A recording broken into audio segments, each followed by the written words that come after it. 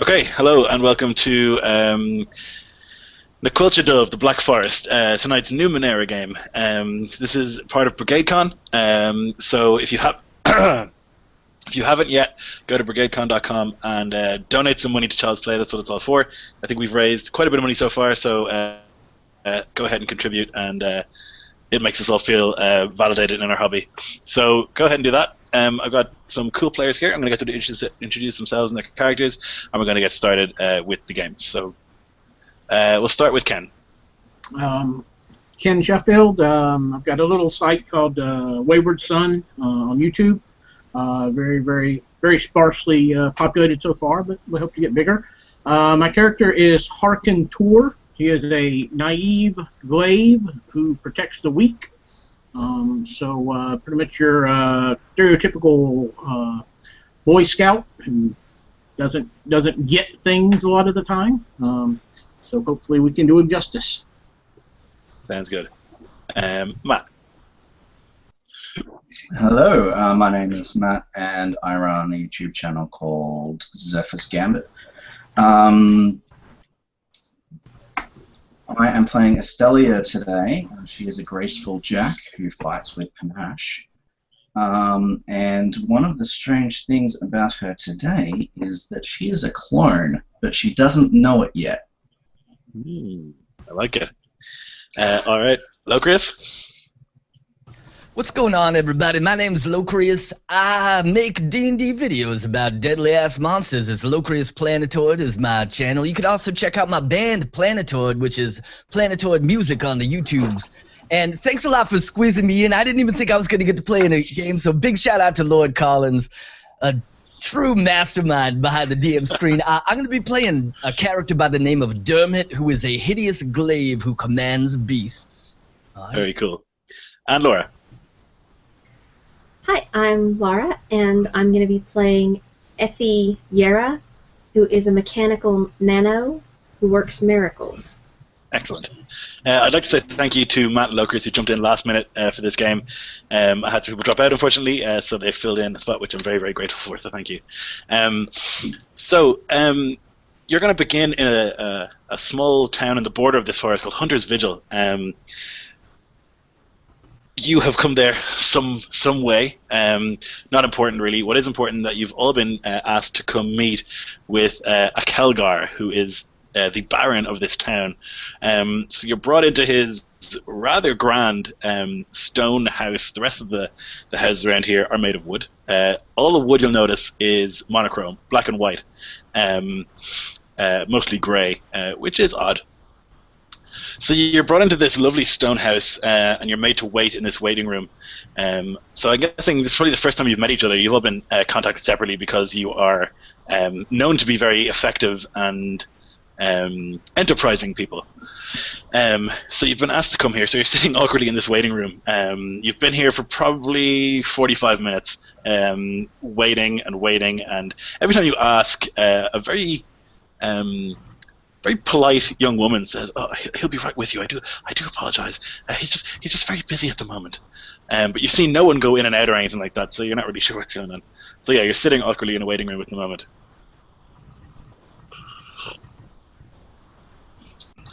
Okay, so Estelia just like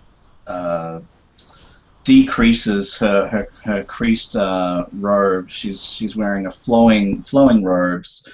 They come all the way down her arms, and they're decorated with these flowing holograms that sort of fly from her shoulders down to the sleeves, and she sort of, just makes sure that they're not crinkled at all, and looks around and clears her throat, and sort of says, my name's Estelia. Hi. So from the corner, you hear what sounds like a cross between a growl and a hiss of some sort of animal. And as you look over, you see one of the other people who's been waiting there. Next to him, he has a beast that looks like it's like a chimera of a hyena and some sort of a lizard, and it's sort of foaming at the mouth. There's a large barrel-chested man standing next to him. He's got very, very pale white skin and like a tight red afro with big mutton chops. And he's got an eye patch over one eye. You can see that there's like a big scar underneath it. And as he turns, you see sort of like a scintillating honeycomb pattern. And for a shirt, he's wearing what looks like what would be like a Robin Hood shirt, but with the sleeves ripped off. And he turns over and cocks his head. And instead of addressing you, he addresses the beast that's down next to him. And he's like, "Oi, Desky. Where the hell are we and how did we end up here?" What did you say your name was there? I'm Estelia. I've traveled far to come to this strange place. Did you notice that all of the buildings seem to be black and white? I did. It's strange indeed. Perhaps the Numenera's at work. What do you think, Mendeski? He has to, like, reach down and grab this thing's collar to keep it from lunging forward. Don't worry. He's normally quite docile. He smells something is not right about our surroundings. Maybe he smells the heart in my box. You know, What? lady, that would do it. Effie reaches into her bag and pulls out a glass box containing a beating human heart wrapped in a gold wire cage. Is this what he smells? That's amazing. So yeah, the beast just jumps forward, both legs on the tail, knocking vessels of drink off and like making an uproarious mess. With both hands, he has to hold this thing back, and you can see he's you might want to put that away if you would be so kind.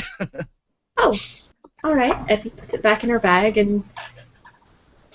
At this point, Harkin will speak up, and he says, just very flatly, I think it's utilitarian.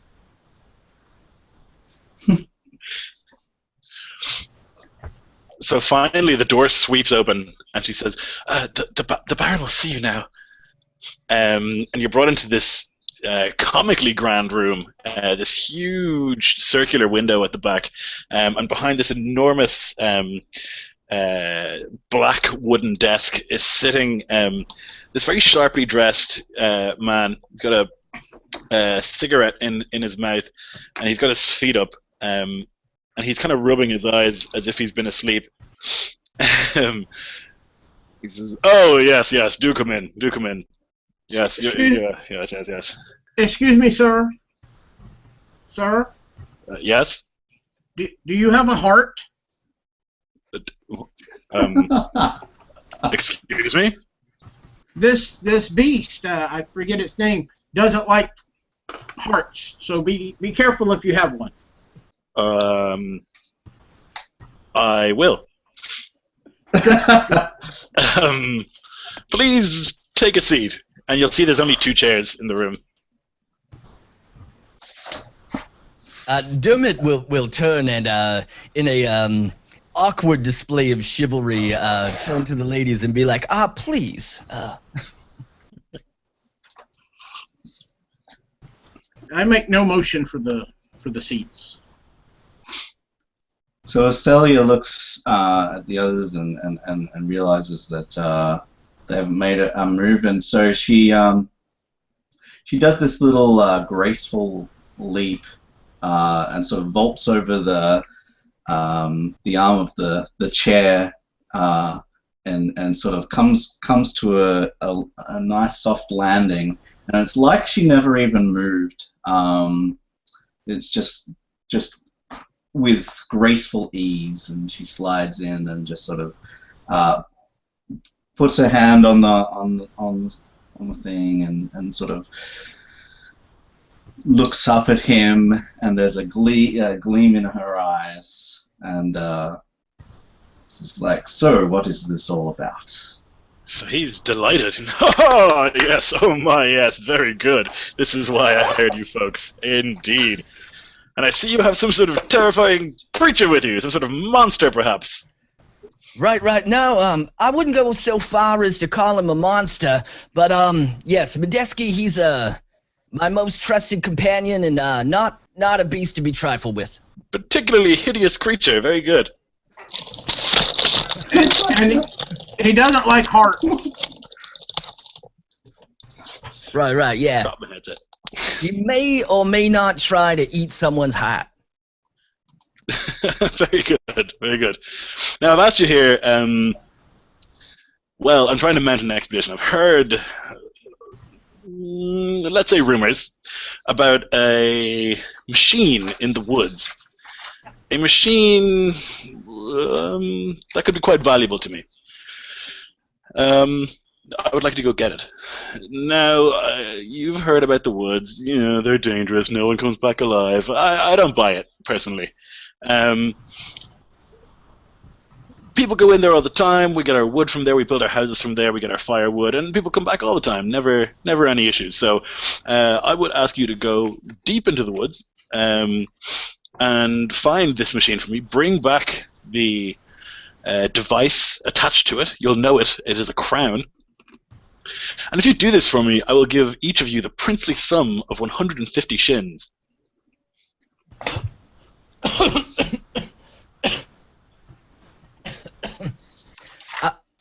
I'm sorry, how much did you say?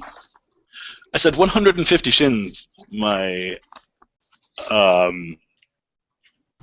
charming fellow. I'd go with strapping if I was you. Yes. Strapping, perhaps. Striking, even.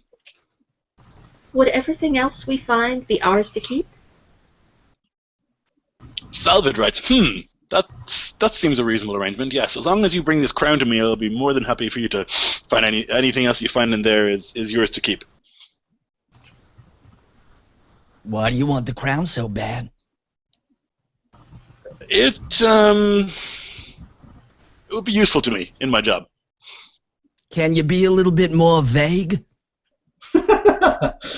I could say I want it because it will fit on my head. Those sound like great reasons. When do we leave? Excellent. Yes, I like your initiative there. Very good. You can leave whenever you like. If you'd like to get some supplies or anything like that, you've got store credit on me. Simply tell the shopkeeper that Baron Kelgar sent you. Anything you wish will be yours, provisions and such, before you leave. Is there any chance you serve lunch here? Here in my house? Yes, please. I'm a bit peckish. I travel much better to danger and destruction with a good warm meal in my stomach. I can understand where you're coming from. Sure. All right. So he claps his hands, and the servant girl comes running in. Yes. Bring food for these people. What do they bring? Peasant food. I don't know. Whatever. Gruel or something. They like that. 10 pounds of raw meat. 10 pounds of raw meat. In addition to our food, yeah. Medeski got to eat too. 10 pounds. Do you have any heart? I hear he likes heart. Yeah, heart would be great. Any kind of giblets, he loves them. Organ meats, he loves them. Well, you heard the man. Bring as much raw meat as you can find, girl. Okay. Legs it out of the room, down to the kitchens. So yeah, it's not long. She comes back with bread, cheese, all that sort of stuff, and then she brings this wet burlap sack filled with meat, and just unceremoniously dumps it 10 feet away from Dermot and his hound. Yeah, Dermot lets go of the collar, and this thing just in one mighty pounce, its head almost goes up and just straight down on it, just. So the Baron is sitting behind his desk, and he just kind of leans back a little bit, quite worried about what's happening. It's quite a a ferocious creature you have there. Perhaps leave it outside next time. All right, all right. Oh, you know what? This is an opportune time. Maybe we should take half of that monies up front. Excuse me? Oh, I said maybe we should take half of that monies up front. No, that won't be happening. And his demeanor changes from kind of jovial just to quite serious. That won't be happening. A great big chunk of blood and meat sort of like flies from the creature's mouth across the room and just splatters completely across Estelia's robes. And for a small moment, there's this look of tension in her eyes, and she looks down and she stands, and then she just raises her arm and she just sweeps it through the air, and as she does so, it's like time rewinds, and all of the blood just like comes cleanly off her robes, sort of reforms into the meat, and the meat flies back across the room and lands neatly in the creature's mouth. So the Baron just sits there with his mouth open, cigarette hanging from the corner. Perhaps you could have a quarter of the money now. as a show of good faith. That sounds Dermot, reasonable. Estelia, Dermot shrugs with one hand, and Estelia will see behind his back he has the thumbs up facing to his All right, that's fine. All right. Well, I hope you enjoyed your lunch. You certainly seem to have. Off you go. Good luck. Okay. So as you're leaving, he calls the servant girl and he's like, "Clean this shit up immediately!" It's the last thing you hear as you walk out of the building. She must As be a bad servant... Sorry, go ahead. She must be bad at her job.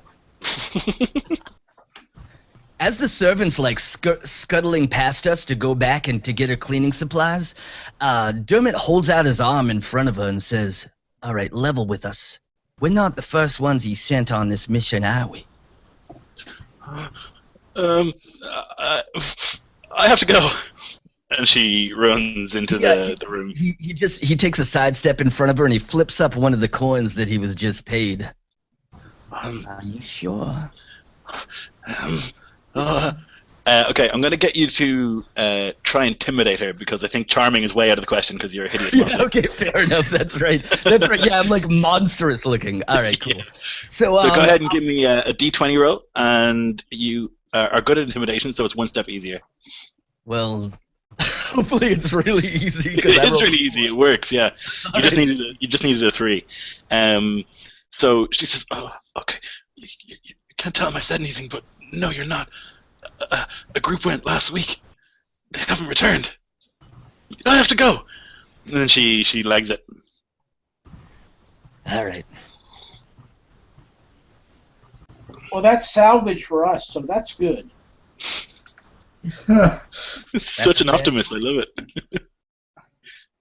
So as we leave this place, Dermot's gonna turn to Effie, and he's gonna say, "Do you know anything about this place? The lack of color?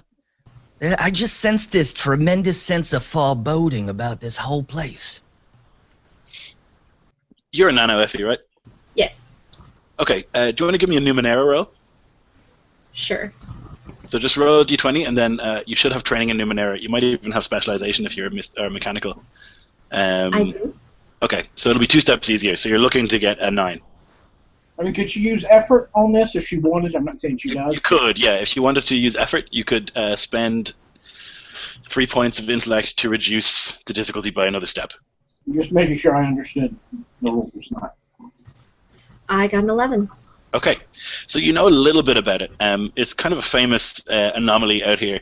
It's called the Black Forest, or an Coillte Dubh, and it's weird. Literally, there's like as soon as you step into the tree line, all the color disappears and everything just goes monochrome. And no one's really sure what causes it. No one goes deep enough into the woods to see. It's assumed there might be like an obelisk or something. That's usually the case when something weird is happening. There's an obelisk floating by some ancient race that's been placed there, but no one's ever found out exactly why. But it's assumed it's like some sort of ancient technology that's causing it. All right. Well, I get really excited and reach into my bag and pull out this book that's falling apart and has been rebound with metal spokes and metal tabs on the back, and the pages are gnarled and nasty, and they've been written all over and scribbled on, and new pages have been added from other books. And I'm flipping through it with excitement, and I go, oh, this is the Black Forest. I can't say that word. The Coillte Dubh is what it's called. That. And when you step inside it, everything goes black and white, or that's what they say. We need to try this. Can we go step in the forest and come back? Or do you guys want to go get supplies first? I figured we could just get the full amount of what he owes us in supplies and then go into the forest, and then he can't cheat us because we have everything we need. Well, I think that's brilliant. we should ask the locals about the forest, and you know how long it takes usually to get the wood and all of that sort of thing. At least, you know, a bit of recon is probably useful. Maybe they see monsters.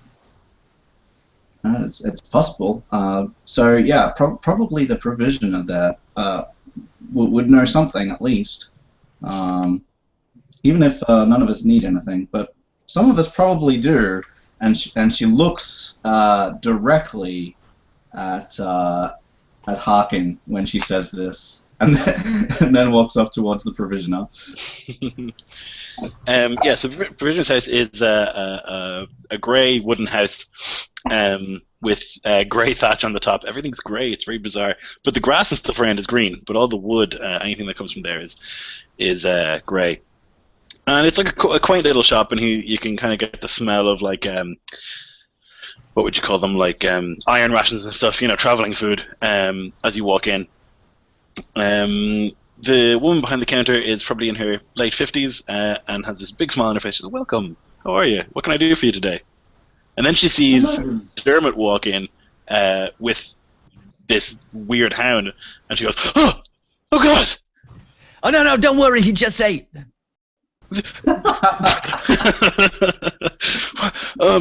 Sir, could you please leave that beast outside? All right. Here, I'll write a listen and then I'll send it in. All right, yeah, Dermot will go outside. Okay, so yeah, she says, what can I get you? So Estelia just pleasantly sort of says, "Oh, hello, my name's Estelia. We're just interested in a little bit of information about the forest, and you know, just we've been hired to gather something from there, and just, you know, unfamiliar with the local terrain, wondering how much you know, and what we should take with us." Well, I've never been there myself. I don't go in, but we often have. I mean, we take all our wood from there, and we do take a lot. But we take it right from the edge. We don't usually venture in. Interestingly, when we fell a tree, the next day it's been replaced. The forest line stays exactly where it is. It's seemingly impossible to make a dent in it. So it's like resources never vanish completely. It's just like, wow, you could make quite a lot of money out of that. Well, the Baron certainly has. Very interesting. And she says, so do you get a lot of adventurers? She says, a little unsure, you know, people wanting to go into the forest itself, like further than that? Not a lot, but we do get some people come by every now and then trying to wander around inside and see what they can find. It's rumored that there's lots and lots of magic and magical technology in there. I don't know anything about it, but people say that. Perhaps there was some maybe about a week ago, maybe? Oh, yes, 4 of them. Okay. Tell us. This really weird, pale mutant, totally white skin, white hair, white eyes, white everything. Very, very weird. I don't know how I forgot about it. Yeah, I don't know. They came here and got supplies, and then they went into the forest. Okay. You don't perchance have receipts or anything about what they bought? No, we don't really keep records like that. Oh, fair enough. But if I remember correctly, they just bought traveling supplies and stuff like that. Very good. So would we have supplies already, or like I've got a bunch of supplies here, but Yeah, I mean, basically, what this means is when you're in the forest and you need something, you can say, "Oh, we got it." The suppliers, you know. If it's like a mundane good, you can just say like, "Oh, I got some of that earlier." all right. So Stelly thanks her. Steps aside. So I was standing patiently behind her like I was in line. When she steps aside, I'll step up and I'll say, "Excuse me. Hello, sir. Some of us need some stuff." Of course. What can I get you, sir? I don't know. Right. Well, maybe you'd like some travel rations? Okay. What else would I need? Like a tent? Do you have a tent? No. Okay, well then maybe a tent. Well, you probably want a sleeping bag too then in that case, and a pillow, and you'll probably want like a traveling canister, and maybe some sort of lamp or something for when it gets dark, maybe some repellent for insects, and she starts listing off all these things that she wants you to buy. Effie interrupts. I think that's right. Why don't you just give us all a pack of what you think we would need in the forest? It's on credit being charged to Kelgar on his orders since we're going on a mission for him. Make us a big bag of everything you think we'll need. And do you have any books on the forest? Books? No. Sure, I can't read. Why would I? Okay, I'll go get you some packs. And she like spends a few minutes putting together some travel packs and stuff and hands them over to you guys. Have a good time in the forest. So I look at the person who earlier said we need to. Do we need anything else? No, I think you're good. Okay. Do we get the list from our friend? Yeah, I imagine like a small little village boy runs in and he's got like a Numenera, like maybe a little holographic like clipboard or something, and it says tent, climbing gear, waterproof box, 4 bear traps, rations for a week, armor. I'm trained in armor, but I don't have any armor on my character sheet. So... You're trained without armor. I'm trained without armor, so I don't need it. Okay, yeah. Okay. So you can get it and resell it later. There's also about 20 other things on the list that's like twine and like crampons and just a bunch of random stuff that I'm not going to use, but it's a long list. All right, cool. Yeah, so she gets together these big packs of stuff for you, and you're incredibly well equipped for this trip. What's the most expensive looking item in the shop? Just glancing around. It's mostly mundane supplies. There's like 2 or 3 decent quality looking swords, but nothing that you would look at and go, ooh, you know. She's not really like a big time supplier. She just deals in like rope and camping gear and food and stuff. Does it feel like we have about 150 shins worth of supplies? Probably just shy of it, but yeah, close. Okay. Sweet. And he did pay us the 4th in advance, right? He did, yeah. Okay. Very, very crafty. All right, so you make your way to these woods, and you can see as you approach that indeed it's kind of green grass and stuff, and then you get to the edge of the forest and it all just turns black and white. Very, very strange. Yeah, so Dermot will walk up like to the edge, to the precipice where it happens, and he'll bend down and he'll like pluck up a little bit of grass and a little bit of grass on the other side and rub it between his fingers. And he'll look around for like any animals, like little animal tracks, even bugs or field mice or anything like that, just to see like if there's any sudden change in the ecosystem. No, it seems to be like the same place. You would see like an ant walking from your side into the monochrome bit and just turning black and white, and then a couple of moments later walking back out again and becoming colored again. Is the edge of the forest like geometrically perfect semicircle, or? It's actually a straight line. Okay. Yeah. So you're not able to see the whole forest, but it's perfectly straight line. Right, the area we're in, though, it looks unnatural. There's no natural variation there. Okay. Right, exactly, yeah. Effie takes out her notebook and starts writing notes about everything we're observing. Mm-hmm. Azalia will play with the edge of the forest. She'll sort of skid over to the inside and skid over to the outside, and will look down and see if she changes color. Mm-hmm. Are you feeling nauseous, dizzy, any experience of strange other senses? You put your hand in and it turns totally monochrome, and then you pull it back out and it just returns to color. It takes probably about 2 or 3 seconds to go back to colorful, but it does change. Yeah, and does she feel tingly or anything like that? No, you don't even notice the feeling. If you weren't seeing it, you wouldn't even notice it. Okay, so she'll step completely, so her whole body is completely black and white, and she'll turn around and look at the others, and she will gasp and she will faint on purpose, and then just before they react, she leaps back up and she says, "Fooled ya!" I think that. Oh, go ahead.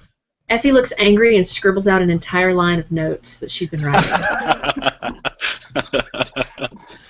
Do you when you're in the forest looking out, do we look colorful, I presume? Yes, it's exactly the opposite. So once you're in there, everything's great, but then you look out and it's a crescendo of color.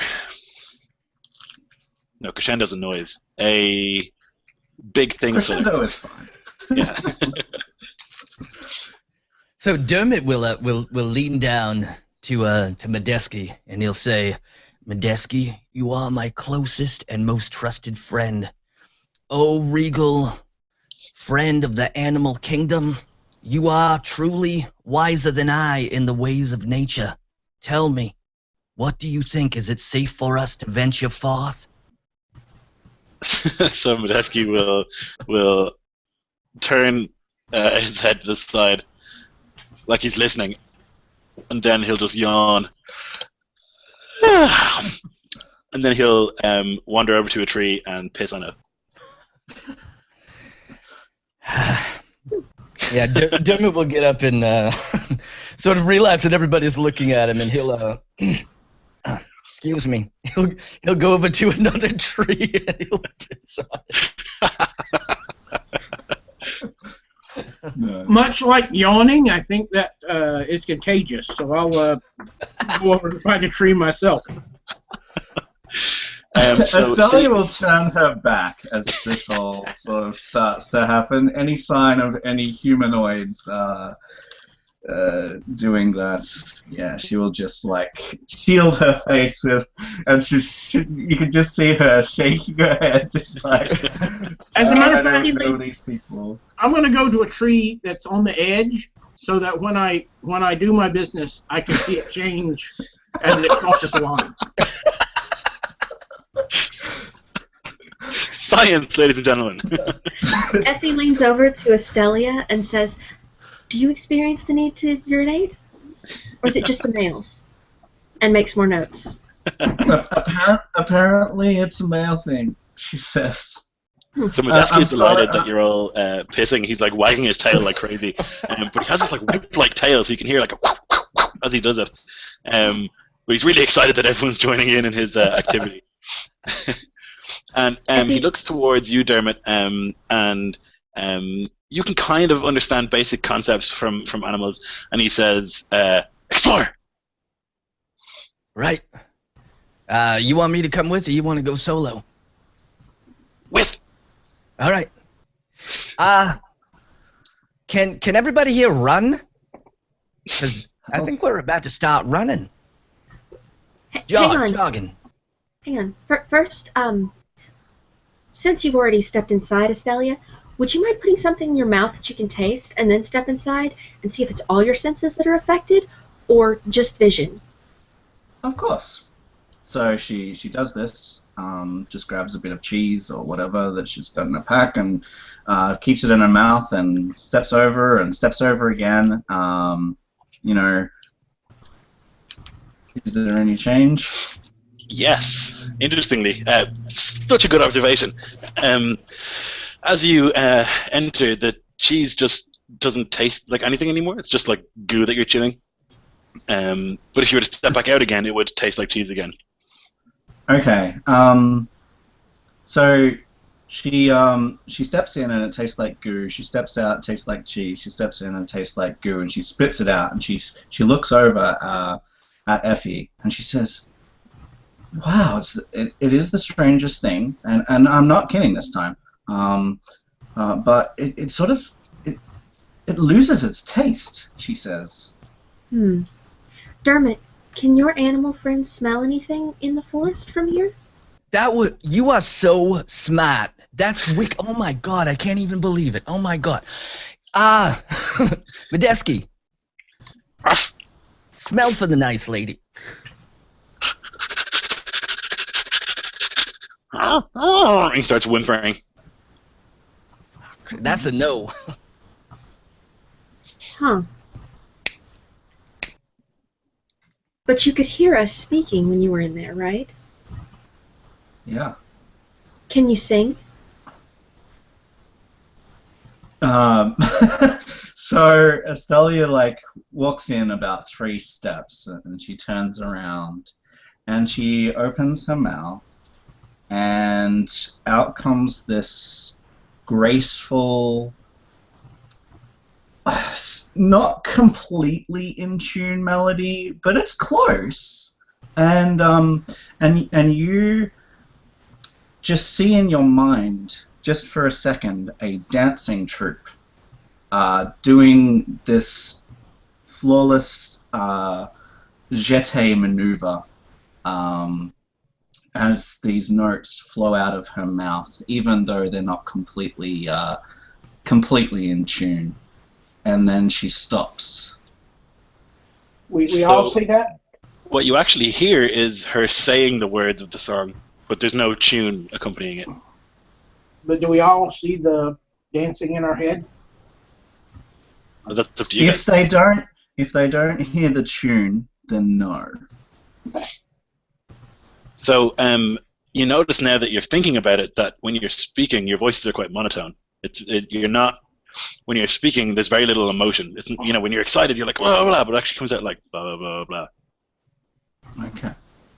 So Dermot dives to the side and just like a sneak attack takes Medeski down, his strange animal, like as if it was an animal playing with another animal, and flips him over and starts grabs one arm underneath here and starts tickling underneath. He's like extremely ticklish under the chin, and he's trying to tickle him.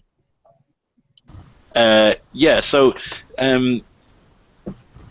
Medeski kind of wrestles you back and stuff, but he his leg is shaking a little bit, but not to the extent it usually would. Certainly not. All right. Calm down. We're gonna explore in a second. Yeah, he seems unfazed by the tickle attack that I just struck him with. Huh.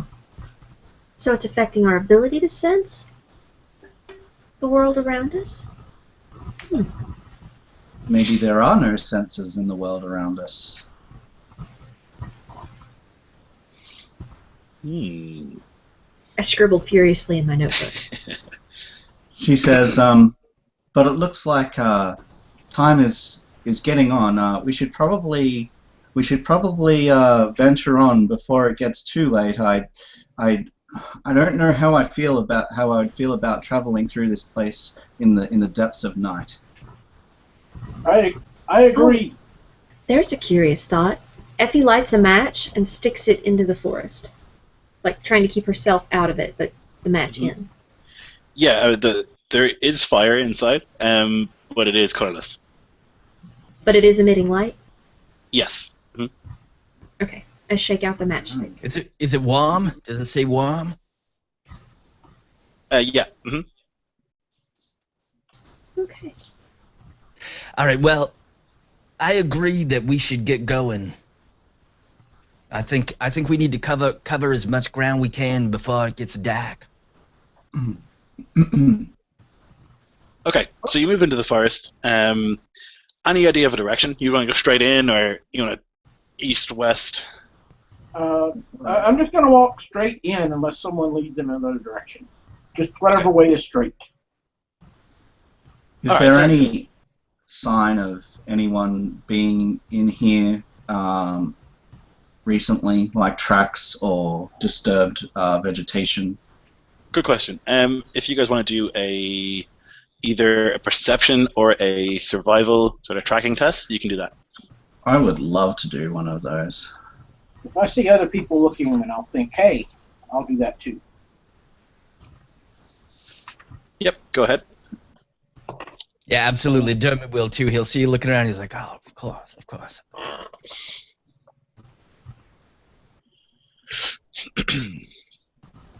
So, does that key off anything? I got a 13, so If you have training in perception or seeing or something related to that, or tracking or survival or anything like that, it would tie in. Oh, I have training in perception. Okay. Level 15. Okay. So yeah, you notice a couple of disturbed twigs and leaves and stuff on the ground. Dermot, you rolled super high, so you actually have a minor effect, and that's going to be that you, Modeski picks up a scent somehow. He's like sniffing, and he like points his whole body in one direction. So he, while his sense of smell is dulled, he found something. awesome. Somehow he's smelling something even in this place, so that must stink. I sort of go, well, it's as good a direction as any, right? All right, let's head off. Okay. Come on, boy. Where do you smell it? Come on. Follow the trail. I'm with you. I'm right behind you. Come on, get him. All right, so he goes wandering just a little bit ahead of you guys, and you kind of walk for upwards of 2 hours, and the place is quite featureless. Trees, once you get in here, they seem to be in straight lines and stuff, which is kind of odd. But after about 2 hours, you come upon this little creature, probably the size of a cat, but it's got the proportions of a lion, a fully grown lion. It's got these big pointy ears, but it's tiny, like a cat. And kind of looking in your direction, and it lets out this like miniature roar. Both be down around 7. Yeah. So I'll try to give you a call. I'll let you know one way then. Okay. Cool. Thanks. Yeah, that's this little miniature roar, and you see a couple of them around, tiny little creatures. And Modeski, he looks to you and sits because he knows he's not supposed to just murder things, but he's definitely, that's his intent. And then from around a corner comes this little robot. It looks like what would you say? Kind of like a horse, but instead of a face, it's just got this sphere. The single sort of red circle, grey circle, and it says, "This is not your domain. This is the domain of the herd."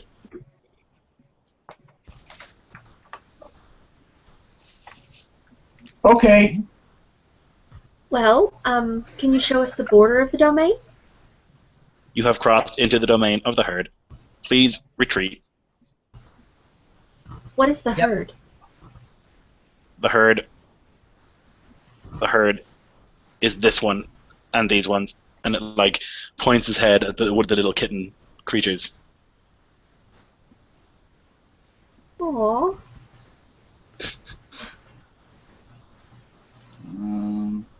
Guys, this is his domain, their domain. We should go.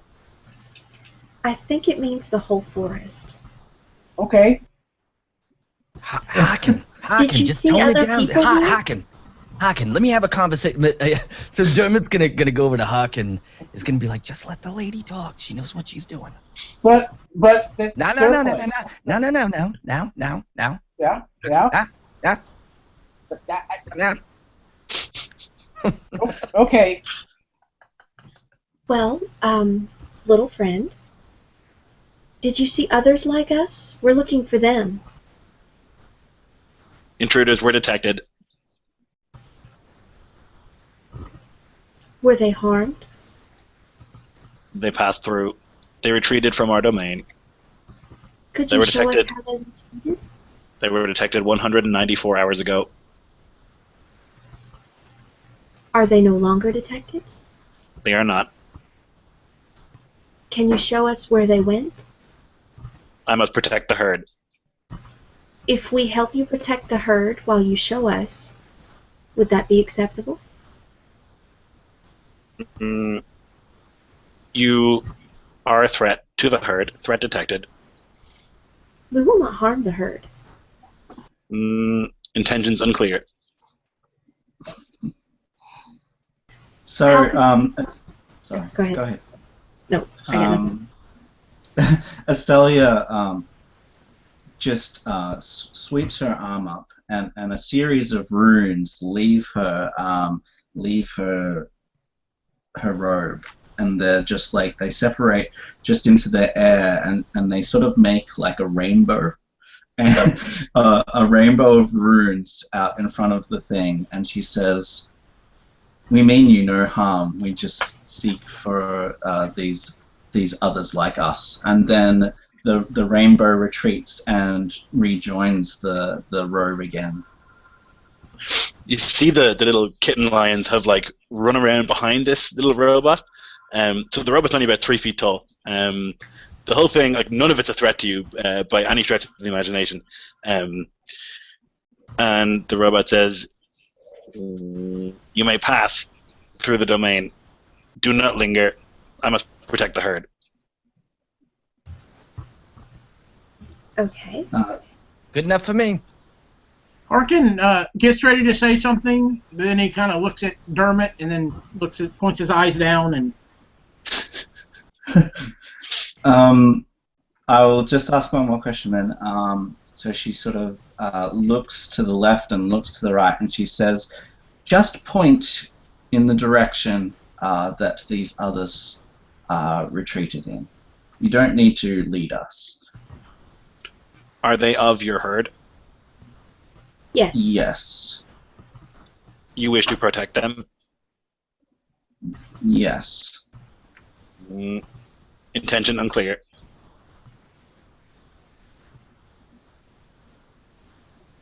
We're worried about them. They've been gone too long.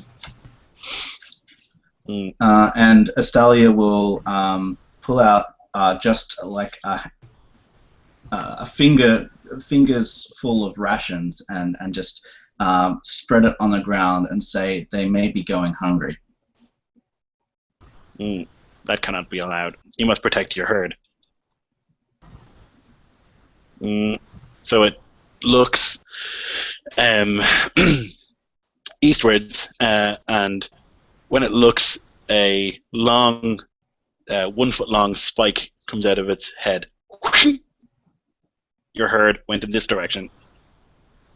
Thank you very much. I hope your herd prevails for a very long time, and I head off in that direction. This one hopes that you find your herd. Thank you. Harkin, as we walk off, is going to get close to Dermot and say, Dermot, Yeah. do we have enough food for our herd?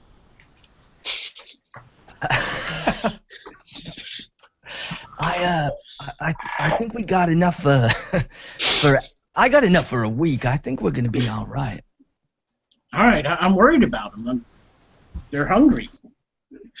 As we go, Effie's going to get some of the rations out, something that's meat that kittens would eat, and leave it on the ground for them. Okay. So as you are leaving, you see that they're still hiding behind the little robot, and it's kind of like keeping them back. And then as you're just kind of a little bit too far away, it kind of nudges them towards the food, and they kind of eat it very happily. And one of them jumps up on a rock and like lets out this tiny little roar as you leave, like a little tiny pathetic lion roar as you guys are leaving. So you continue eastwards. And as you do, can everybody give me a perception check? If you're not trained, do you just roll like a flat d20? Exactly, yeah. Okay. I have 11, but I am trained. Okay.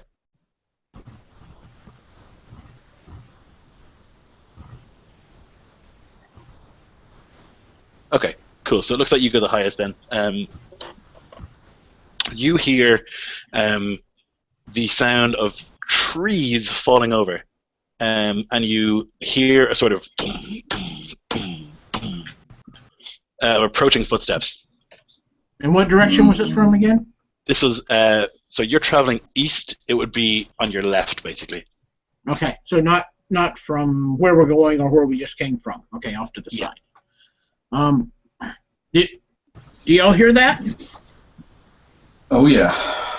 And I'll point in the direction it's coming from, and I'll move to interpose myself between the party and whatever this racket is. As it gets up, you can actually feel the noise in your chest. It's that loud. So Estelia sort of yells out. She says, "I think we should find some cover," and she like throws herself into one of the bushes, on just to the side, and she like tries to pull Effie with her.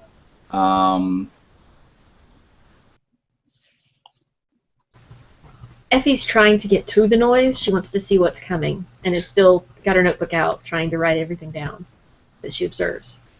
I make every don't see effort to interpose myself between her and whatever might be coming. Okay.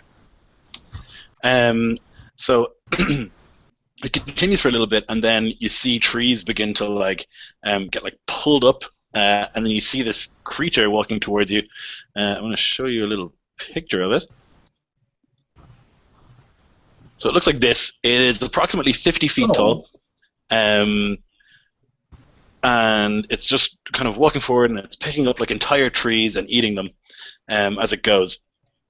And behind it are two smaller ones, probably about 3/4 the size, and then three even smaller ones, which are about half the size of this one, so about 25 feet tall. So they're walking through, and they're just kind of eating all this stuff, and they stop for a second, and they just kind of are kind of devouring trees and stuff, and then one of the little ones, well, little, kind of nudges another one, and they kind of play a little bit. Can you guys give me a stealth roll, since you're trying to hide? Oh, sorry, you're not trying to hide, right? Two of you. Right. Only I am, I think, at this point. Okay. So Modeski is going absolutely batshit with terror. He's freaking the fuck out. You've got to hold his chain really, really hard because he's just trying to get away, really, really scared. And this big 50-foot creature kind of lumberingly turns its head towards you and makes this sort of noise. But doesn't act aggressively or anything like that. It just looks at you and makes this noise, and the noise shakes your chest. Excuse me, hurts your ears. So, yeah, as it the ground is rumbling, and I imagine like Dermot's heels are dug in the ground, and he's like almost being dragged off to to the side by Medeski, but he's pretty strong and is able to hold him back. And he's going to call out, like it's obvious that this beast is called out to us, so he's going to call out, "Oh, noble, exalted beast of the dark forest, we are simply passing through. We mean you no harm. What is it that you are doing here? And have you seen others that walk like us anywhere near approximately 194 hours ago?"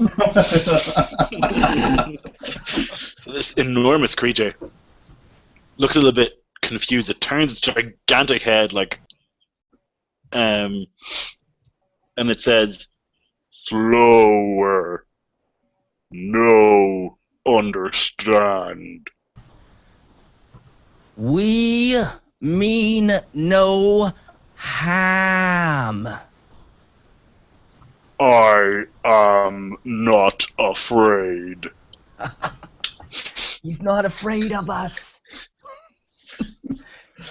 We are looking for others like us. Interlopers. We are not their friends.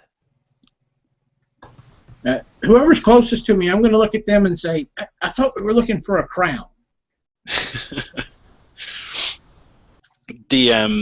So because Dermot can kind of speak to animals, he's kind of going at this All right. moment. I didn't know if I was like speaking in like a lassie. What's that, lassie? She doesn't know well. Yeah, so you have this like uncanny ability to like pick up on the languages of animals. So when you speak to Medeski, you're going. Gotcha. You know? Okay.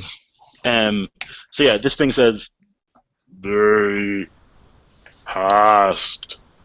They threatened my young." Oh, noble beast, we mean no harm to your family.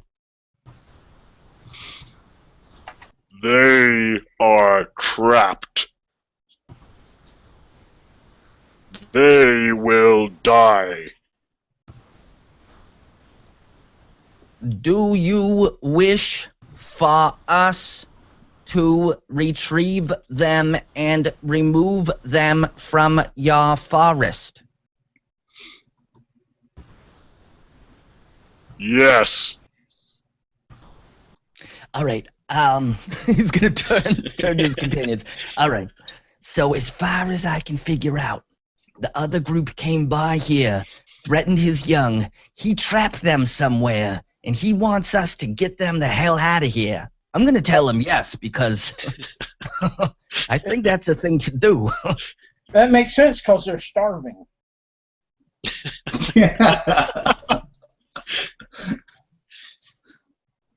Okay. I just nod and say, "Go ahead." What do you So think, Effie? I think you're the smartest among us. Does that sound like a good idea? I have two concerns. All right. First, if we do get them out, they're competition to get the crown. Second, what if he's leading us there to trap us as well? Do you sense any kind of deception from him? I don't think so. Lloyd, I don't really know, like, you know, obviously, like, I'm sure Dermot lives a hermetic existence. He doesn't deal with people anywhere near as much as he deals with animals. Mm-hmm. Do I get the sense, I mean, as a player, I don't detect any subterfuge, but is there any way that Dermot would be able to tell? Sure. Give me I'll call it an insight roll. Because I figure you would know the kind of the tells that animals would have when they're, you know, aggressive or afraid or something like that. So I mean, you can try it. It'll be difficult, but you can try it. That's a 15 on the die. Okay. Yeah. I mean, you get the impression that this creature just doesn't like humans in his forest. In her forest. I apologize. This is the matriarch. Oh, okay, gotcha.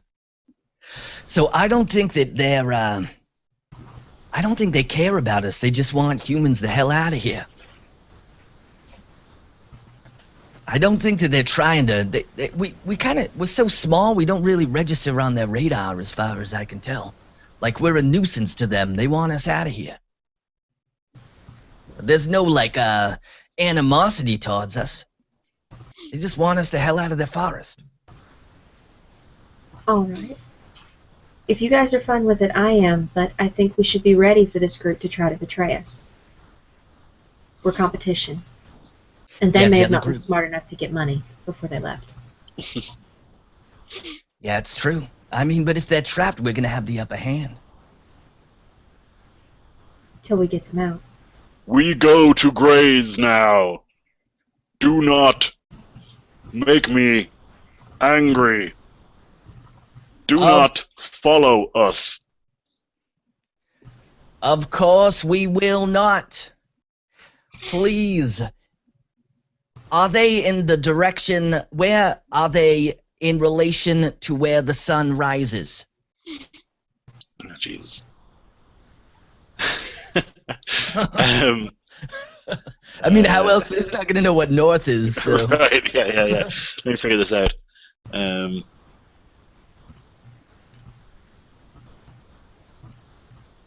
Yeah, so they are in sunrise direction. All right, you've been very helpful. Thank you. Have a nice day. Is there anything else I can help you with? All right, so this enormous creature, and it's young and mates. They turn and go in the other direction. All right, we should skedaddle now. Yeah, let's go get the crown. All right, so walking, it's not too much longer before you come across a little kind of a weird situation. You come across, 1 second here, a hole in the ground, and across the top there is a metal sort of lid. And there are holes, little circular holes, about 3 inches across. And if you examine, looking down, you'll see that there are people in there. And when they see you, they say, "Oh, help! Help! Help! Shh! Help!" Does it look like do any of them look like a pasty white mutant type creature? Yes. Immediately recognizable. You'd have to get down quite low to look, but immediately recognizable. One of them is totally white skin. All right. I can talk to animals just fine, but I think one of y'all should do the talking. Okay. Okay. Actually, a good point. When you go to look down, they go, "Oh God, please no!" Locrius. All right, yeah, he won't say anything. He'll just leer at them then. Won't say anything. Then he'll lean back. So Estelia will kneel down, and she will sort of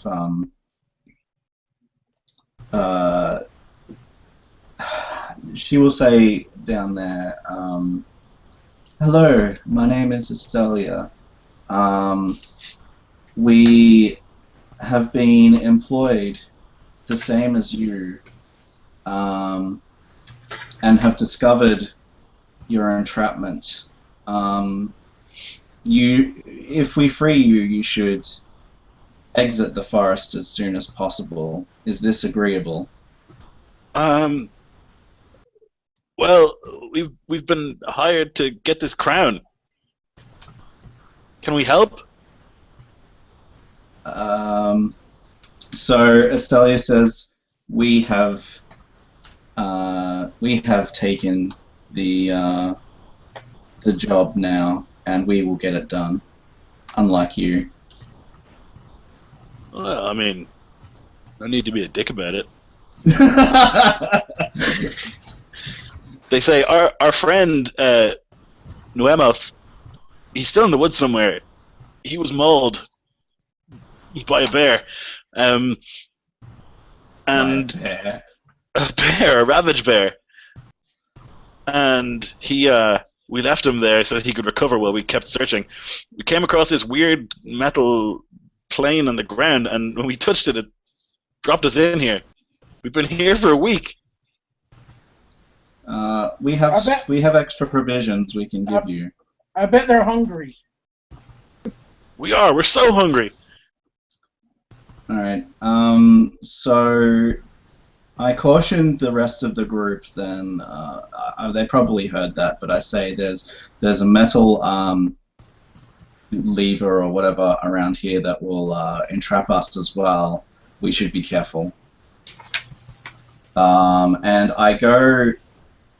I see if I can find it, and I want to see if I can figure out how the contraption works. Okay. Please. Well, while she's searching, and nobody else seems to be doing it, I'll go over and ask, do you have hearts?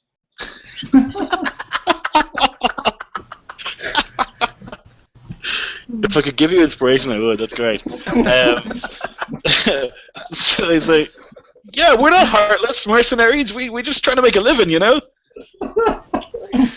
The beast doesn't like hearts, so don't bring them out. These people now think you're in some sort of weird cult, and they're very nervous about you taking them out. Not my problem. I'm just trying to protect them. Mm-hmm. So, Estelia, looking at this device, you can see that it has a like a receptacle for some sort of device. Looks like some sort of large key would fit in there to open it.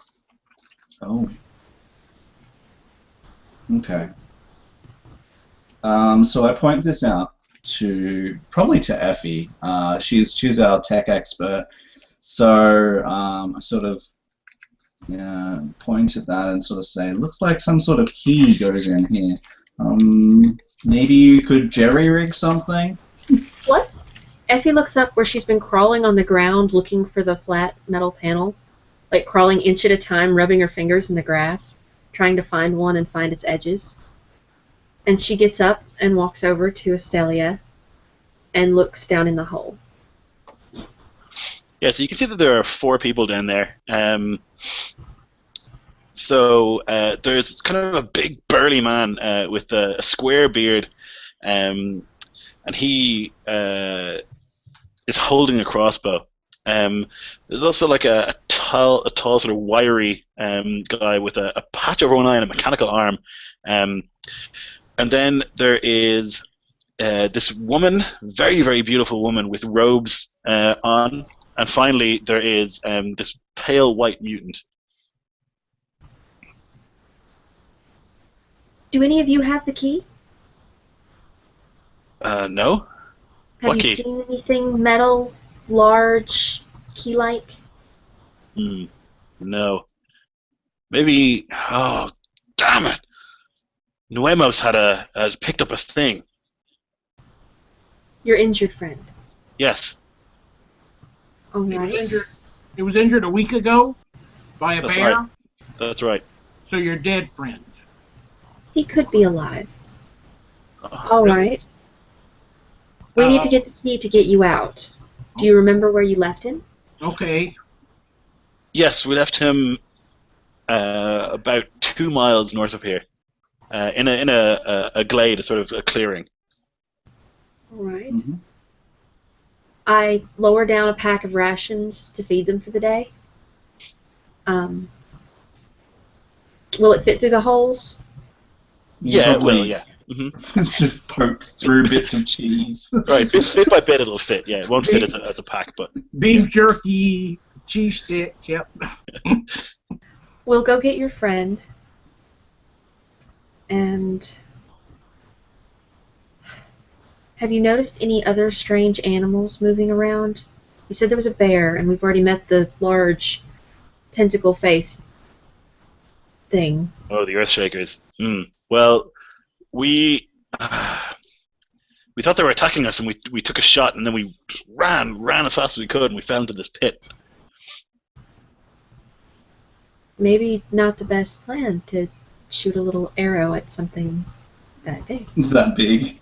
Well, we thought they were going to kill us. And you thought the arrow would help? Look, lady. Hindsight is 20/20. All right. All right. Well, are any of you hurt? No, we're fine. We're just a little bit cramped. So Okay. you're safer down there than up here. Yeah, Look that way. we'll go get. We'll see if we can find this Nuemos, this friend of yours. When we come back, we'd like to free you. We're not heartless either. I look over it, and then I say, however, when we do so, probably we will lower our weapons if you lower yours, and then I'll head off. Well, with the group, hopefully, in the direction that he said towards Nuemos. Sounds good. So you're walking northwards, and as you're walking, you suddenly hear, weirdly, this flat atonal music, like an orchestra out of key. It's kind of like this. So they're looking for a key as well? Yes. That was amazing. Yeah, so you hear this, and as you keep walking, you see that there's this herd of creatures, probably as big as a horse, each of them. They have these big beaks. They're kind of a mix of reptilian and cow-like feet, bovine features. And they're just kind of milling around, whatever. But they're all releasing different noises that complement each other, like they're playing music.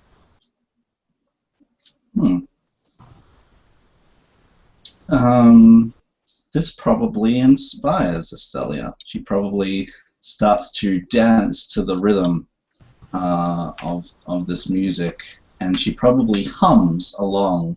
And so as she does this, her robes almost come alive. So they sort of flow over her and in these beautiful patterns as she dances along. And the runes sort of start actually moving as well. They flow down her legs and sort of follow the pattern. Cool. I wonder what it would sound like out of the forest. Good question. You would imagine, since when Estelia was singing, it was slightly off key and didn't really, kind of flat. This almost sounds like real music, even in here. So you'd imagine it'd probably be heartbreakingly beautiful. But unfortunately, you're in this forest. So yeah, they don't seem to be worried by you or anything like that. They're just kind of grazing on grass. Dermot, could you ask them if they've seen our friend? Yeah, Dermot is actually like he's holding his ears and looking at the ground, trying to find any tracks, basically from where these people would have come from, basically like backtracking to try to find out. But yeah, he'll look up and he'll say, "I can, sure, I can ask him." I don't want to. It sounds like they're in the middle of something. I don't want to interrupt. I mean, it's rude to interrupt during dinner, right? All right. So they seem like they're herbivores, right? So he doesn't want to. He doesn't want to startle them. So he'll like make himself known and walk forward, like make eye contact, but like not keep eye contact because he doesn't want to appear as a threat. Mm-hmm. And he'll say, "Oh, noble herd, who sings your dulcet song. Hath you seen a traveler on his way, wounded like us?" So as you approach, they they move like as one. The bigger sort of bulls come to the front, and all the little ones go into the middle. They form a sort of semicircle facing you, and one at the front. How do you speak to us? Quite irregular. I get that all the time.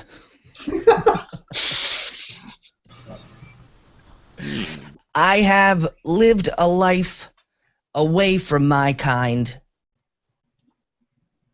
with the beasts and the natural kings of our world. I find that your wisdom surpasses the intellect of my people. A refreshing insight. Yes, one of your people, they wandered into the territory of the Ravage Bear. Spectacularly unwise decision.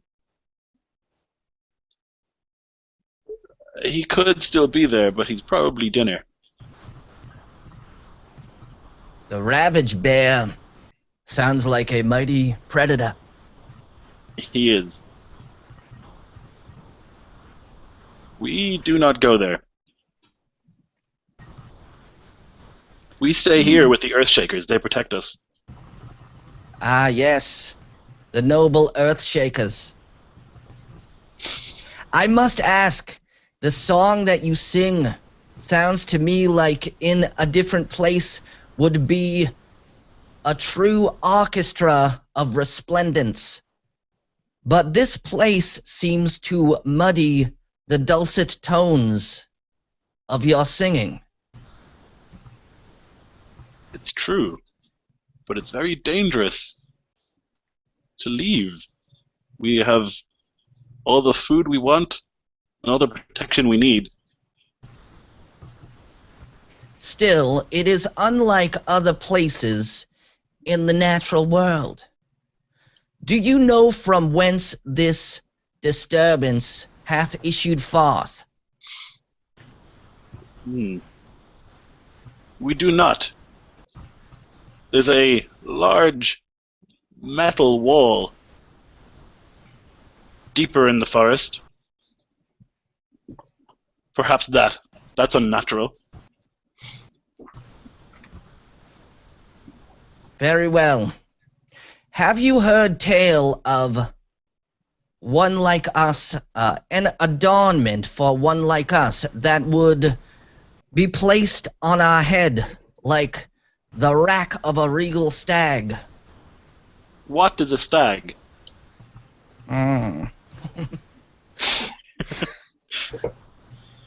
Like the tusks of a mighty earthshaker. No, I've not seen such a thing. Very well, you have been very helpful, thank you. So yeah, I imagine as this is going on, Dermot will be sort of translating.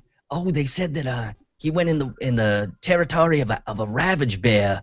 They said it's really dangerous. It's this way, yeah. So he'll give everybody the lowdown. Cool. They said he would be safe.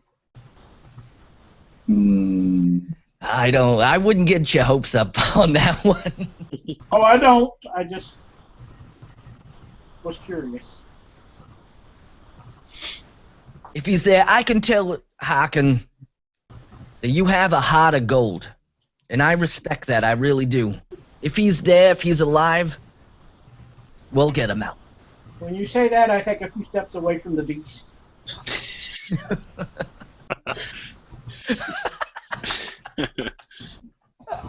What have I done to offend you? No. I'm trying to. I'm trying to pay you a compliment. Is what I'm trying. All right, we should get going. Oh, okay. Have you ever heard of a ravage bear before, Dermot? You know, I've been. I know a lot about a lot of beasts in a lot of places. Would I know? Sure, I think you probably would. It's a relatively common predator. All right. So it's a huge bear, but it's blind. It can't see, but it has a very, very strong sense of smell. Doesn't have eyes at all. It's very large, probably about 20 feet large. And they tend to be solitary. They don't really mix or anything like that. But generally, if you avoid them, or even if you just make noise and stuff as you're walking past, they won't really come unless they're very, very hungry, or if you're threatening their young. All right, yeah. So Dermot will relay that information, and he'll say, in this place, they're probably weaker than normal because I believe that they rely on the sense of smell. So maybe we can just sneak past. If not, we'll just try to distract them, and if all else fails, we'll just try to make ourselves look docile, and hopefully we don't have to fight the thing. All right. So what's the plan? You want to go try and find this guy, or do you want to try and find this metal wall? I feel like this metal wall might be where the crown is.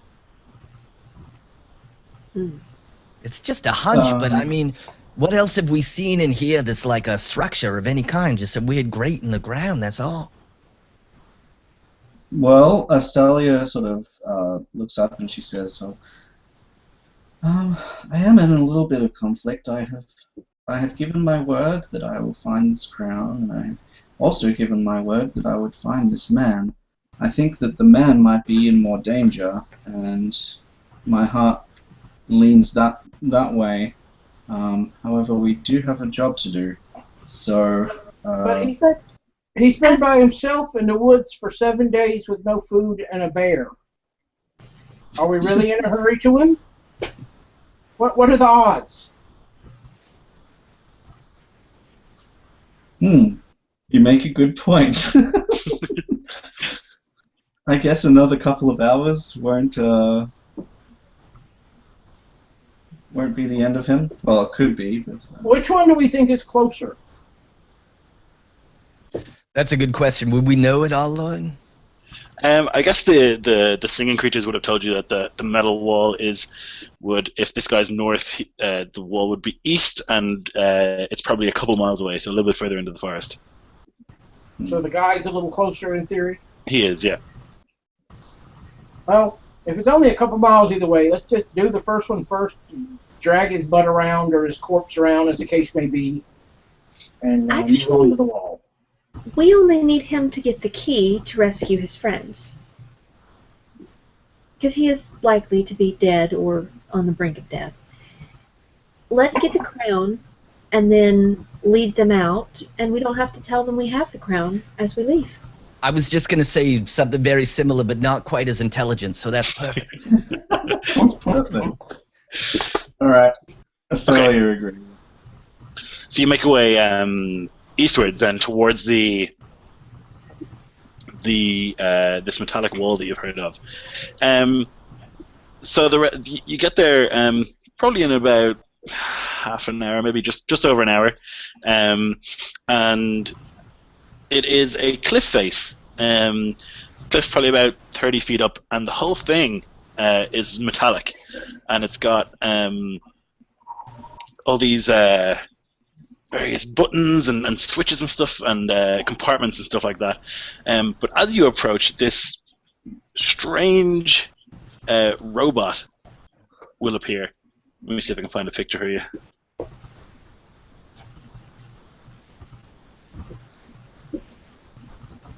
One second here. Yes, here we go.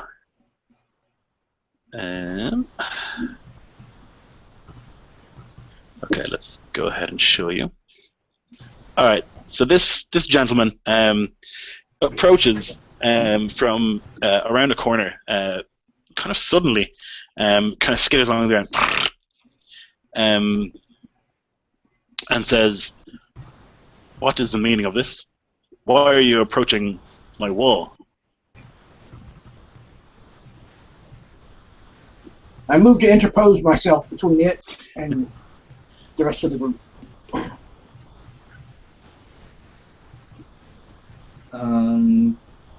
Okay, so Astelia will sort of step to the side,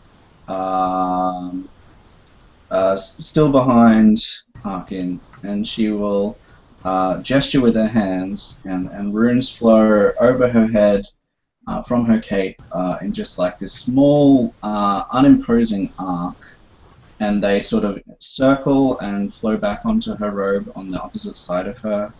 And she says, "My name is Estelia. We are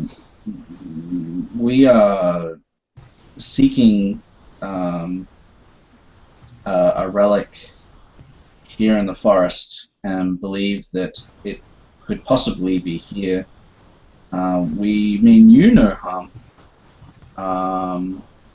And I pause to look over to our tech friend here, Effie, and sort of gesture with my head because I don't really, she doesn't really know much about machines, so she'll just do that much anyway. So it says no sudden movements. Okay. Agreed. Well, would you harm us if we moved? What is your intent here? We're looking for a small object, a crown. Crown. And you hear it go. Crown. Yes. Yes, I know it. We were hired to find it. Well, you can't have it. I didn't ask to have it. I said we were hired to find it. Well, you found it. I have it. I own it. Wonderful. Would you be willing to sell it? Interesting. What would you offer? I don't know. I'd have to see the quality of the crown before I could make any offers about it. Negative. Can you tell me about the crown? It is a circular device to put on the head of a human. I like him. Does it have any Numeneran properties? It does. Well, those properties would greatly explain the value. And then I could offer you something that was comparable. From my understanding, this crown, as you call it, would be able to influence the minds of humans.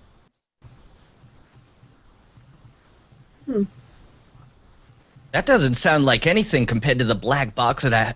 Oh, we're not telling each other all of the details of what the things do. Never mind, please, continue.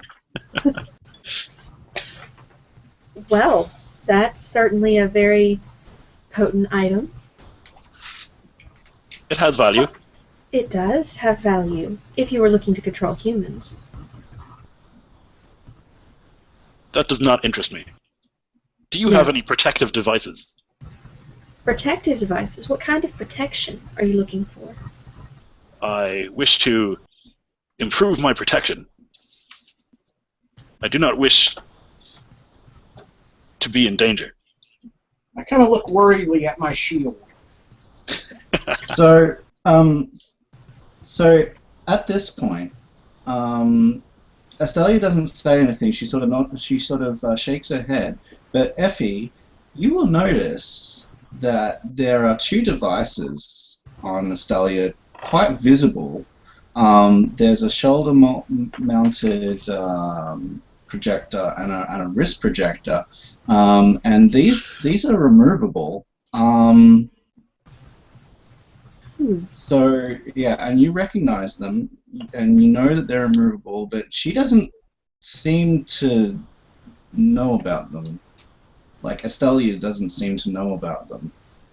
She's just like shaking her head as if she's got nothing nothing protective at all.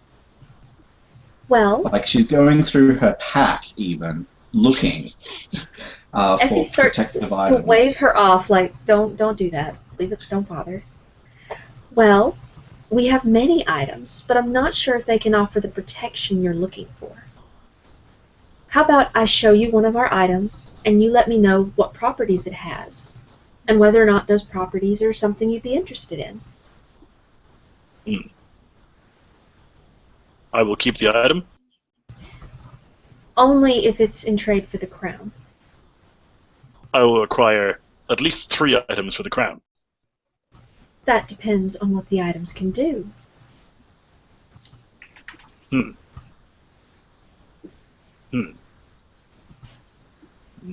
One moment. Analyzing.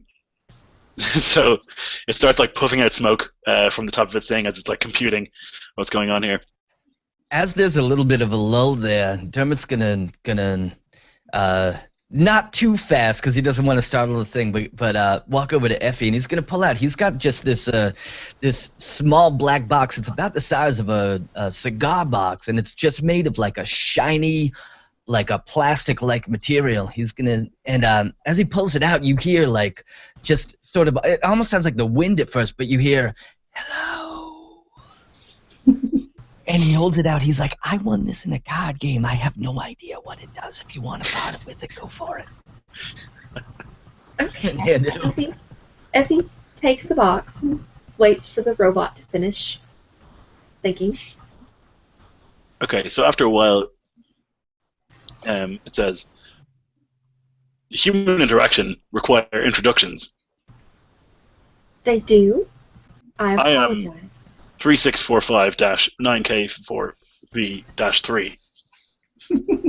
It is a pleasure to make your acquaintance. I am Effie Yera. It's very nice to meet you as well. Now, how would you like to begin? Show me your protective devices. I will scan them, decide if they are worthy, and if they are, I will give you the crown. You only have our permission to scan our devices if you will tell us the results of your scans. You do not know what they do? I want to know what you think they do.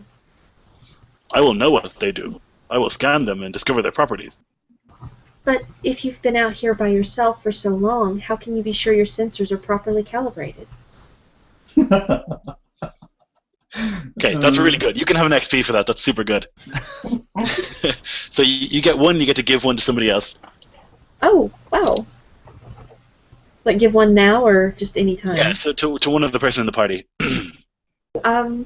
Okay, well, to Dermot for all the animal stuff he's been doing. Yeah. Okay, so you can use an XP at any time to re-roll the dice. All right, so it says, I have scanned my scanners many times. However, if they are not properly calibrated, how would my scans be accurate about my scanners? Exactly. And you see smoke start coming out of the top of it again. Like it's a little bit upset about this. Very well. All right. Let's start with something simple. I pull out the large bulbous eye stalk that I know what it does and say, analyze this. All While right, he's so doing it, I'm going to nudge Dermot and I'll say, do we know if our scanners are correctly calibrated? Mine are fine, but I'm pretty sure that yours are on the fritz. okay, and you can have an XP for just being incredible comedy relief this game. Unbelievable. So good. I just want to give both of mine to the other players because I think everybody's doing great. Is that okay? Can I give 2 away to both of them? Yeah, absolutely. Yeah. Yeah. Okay, so let's see here.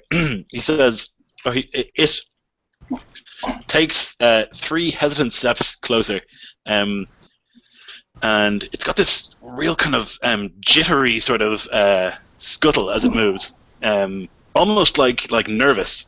And it says, so like a small sort of what would you call it?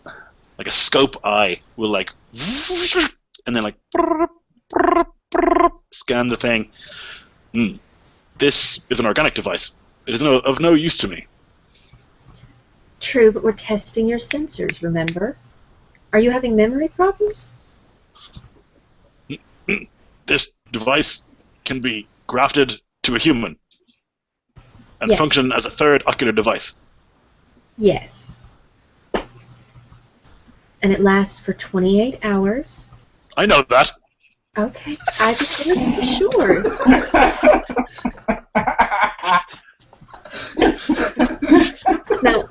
try something else. And I hold up the box Dermot gave me. Okay. Similar situation. This is not useful to me. And what does it do? It's just a box with a voice. It's just a box with a voice? That's all your scanners tell you? It is a Numenera device. When you open it, it makes a noise. Some sort of human greeting. I do think that this thing's no offense, but I do think his scanner's on the fritz. Maybe you should recalibrate. Oh no, you usually take a lot of payment for recalibrating, right? Never mind. I shouldn't have said anything. Yes. I doubt he could pay me. I didn't want to be rude. You see this like puff of smoke, like a snort come out the top of it. How about this device? And I hold up the crystal tetrahedron. Okay, yeah. Okay. This is interesting. I would like to have this. And what does it do? This device, when activated, will seek the least intelligent sentient creature within quite a long range. After it finds it, it will attack. Mm. I take an offensive posture. Well, that might be helpful and useful for you, but I'm just curious. I mean, surely you're capable of defending yourself against the dumbest creature in the area. I require more defense. Always more defense. But wouldn't it be smarter to have a defense against something intelligent? Yes. What else do you have? Let's try something else. I hold up the crystal shard. Okay.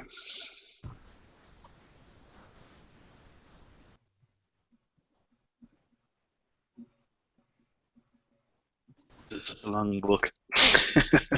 Okay.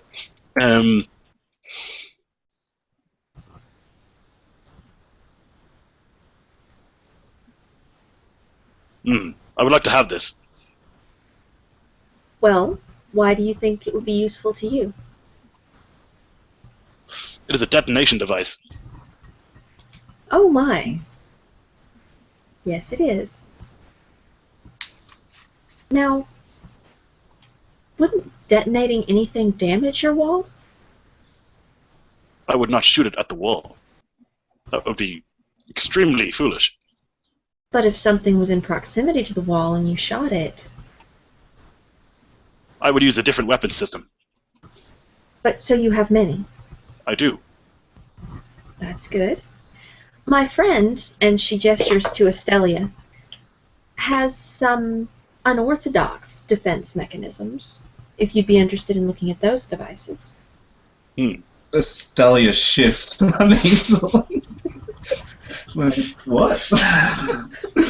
I gesture to the items she described earlier, the small So projectors. it scuttles over and it says, "Remain perfectly still."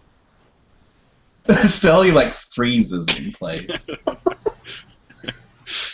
So this little eye and a tentacle comes out, scans the thing in your shoulder. I would like to have this. And this. These are both useful to me. I will accept And this. Estelia's... Go ahead. Sorry, when this happens, Estelia's like, he wants my shoulder? What? Human, there is a device attached to your shoulder. I would like to have it.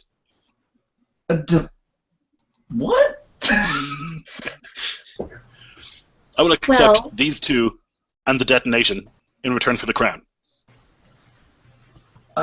So she looks at Effie, who she's sort of developed some sort of trust with, at least, and she goes, I don't know what you're talking about. All right. Well, she's very attached to those devices. Why is it you think they would be useful for you? They are both projectile weapons. They would add to my arsenal and would help me protect myself. True. I think I have something that would help you even more. Now, it's a little unorthodox. It doesn't have any powers that I think you could scan for, but I think it would be very useful. I know where a trap is in the forest. A trap? A hole in the ground where your enemies, when they're not looking, fall into it. And they can't get out. What is its proximity to the wall? It's pretty far away, but I bet you could excavate it and use it for the wall. Unacceptable. I require protection devices. It would be a protection device. I require weapons for my weapon systems. Armaments, so I can protect myself. All right. Then Astelia sort of looks at her again and says, if there's something on me, you can have it. She's really confused. I will take these two devices and the detonation device. I will then give you the crown. The transaction will be complete, and you will leave the wall. These are my terms. And no attacking us after. I must speak with my friends in private. Very well. Take some steps backwards. Okay. He wants to trade your box with a voice in it. Wasn't it the box? No, he wants the detonation device. The two devices that Astelia has. He wants a bomb and your two guns. Guns? I don't have any guns. Or the shoulder-mounted whatever that is. I whispered to Dermot. About? God, she's dense, isn't she? So she will let you take it off, right? And because she's completely unaware of it being there. Can I use my Numenera skill to try to identify them so I know what he's asking for? Yeah, it'll be tricky though. It's very hard to identify ciphers. You started with one identified because I assume you spent a lot of time working on it. So if you roll high, you'll be able to identify kind of vaguely what they do. All right.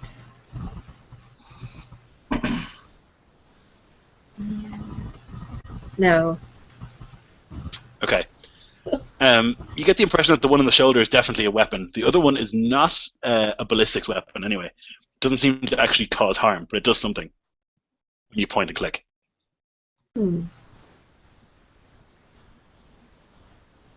Well, I don't know if the crown is more valuable than these items. And he certainly didn't pay us enough shins to constitute 3 of our ciphers.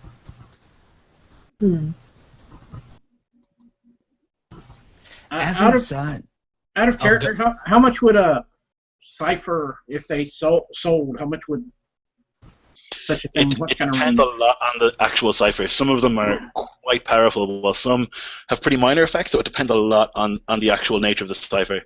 So how high up on a scale of 1 to 10 is, what are there, 4 or 600 shin? What would that buy? So, like, for example, the one on Matt's shoulder is worth quite a bit of money. The crown would be super worth a lot of money. Right. whatever happens, I don't think we should give this crown back to the Baron who hired us. Oh no, I intended to use the crown on the Baron. That sounds like a much better plan. What? Nothing, dear. Are you done conferring? I think so. You have had 120 seconds. Any calculation should be done by this time. Well, one of our friends is a little slow. Don't say that. She can hear you.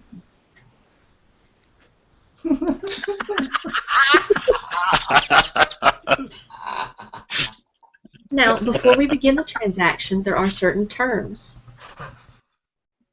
I have laid out my terms. You will give me the 3 devices, I will give you the crown. Then you will leave the wall. We have terms as well. We will give you the 3 devices. You will give us the crown. You will initiate no hostilities or cause any harm to any of our party as we leave. I will expect the same from you. Agreed. The first sign of hostility, I will release my entire arsenal upon you. Well, gosh, please don't. Does that include the arsenal we give him? Or the arsenal from before? I do not wish for any hostile interaction. Okay. And out of curiosity, if in the future we find other items that could be useful for you for defense or protection, would you be interested in trading other Numenera for it? Perhaps. Wonderful. I will not attack you on sight. Well, that's a relief. So, let's make the exchange. I'll get the items from Estelia and add to it my crystal shard. Okay. So it will scuttle forward. This thing is like 15 feet tall, so it'll scuttle forward, and then its legs will kind of splay out, and it'll come down a little bit. And out of a compartment, a little bit of steam comes off.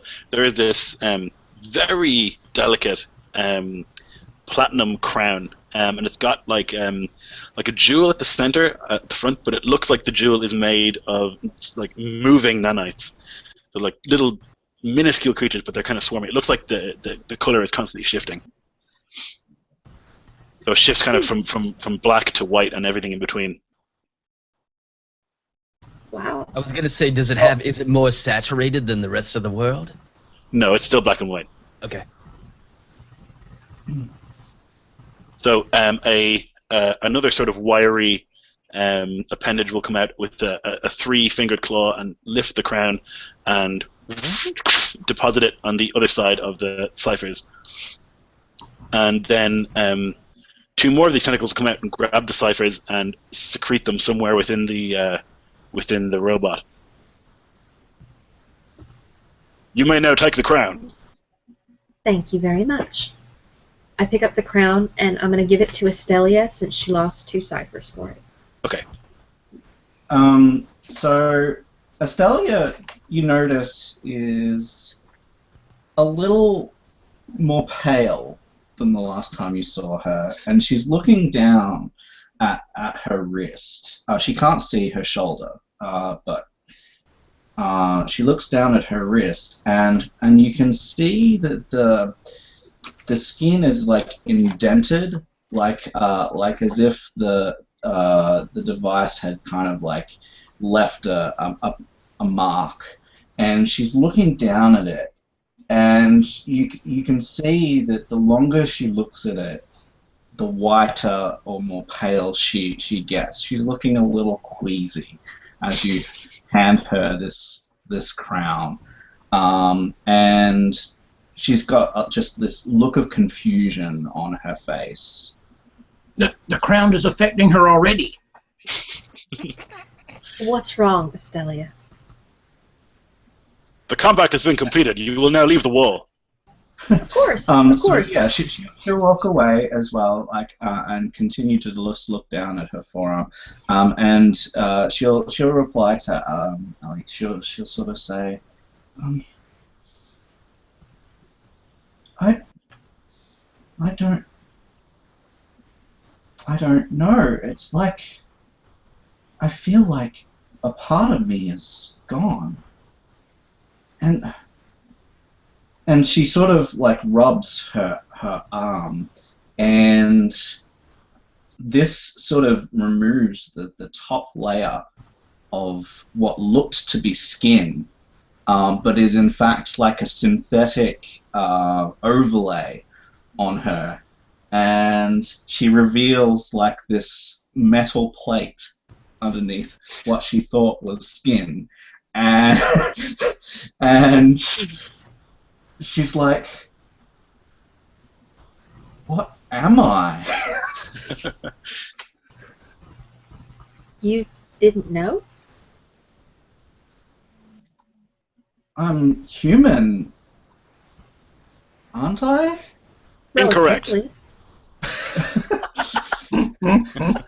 Oh my. So she's gonna have a bit of a little personal crisis. We'll just transition, but yeah, she's not gonna be completely very happy about this. All right. So what do you guys want to do? You have the crown. Do you want to go back and try and save those people, or do you just want to go back to the town? We definitely have to try to find this corpse.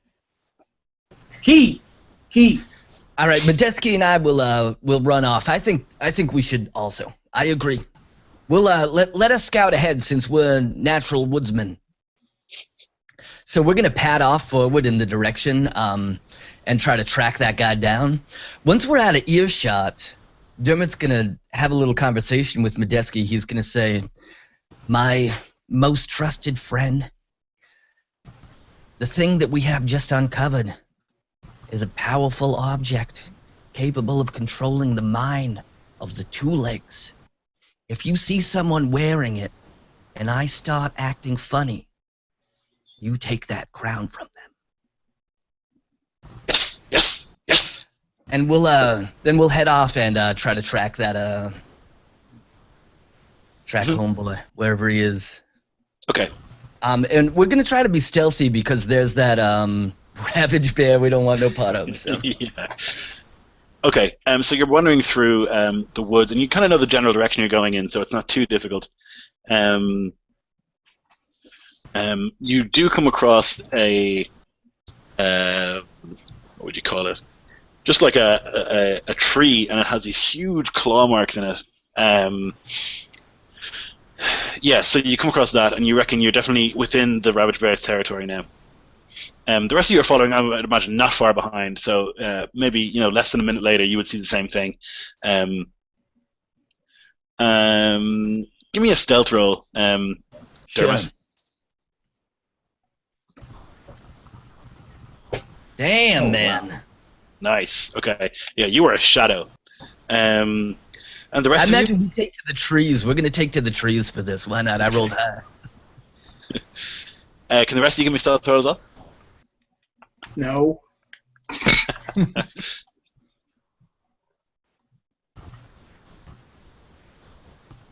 Or maybe. Sure, why not? Damn. Very nice.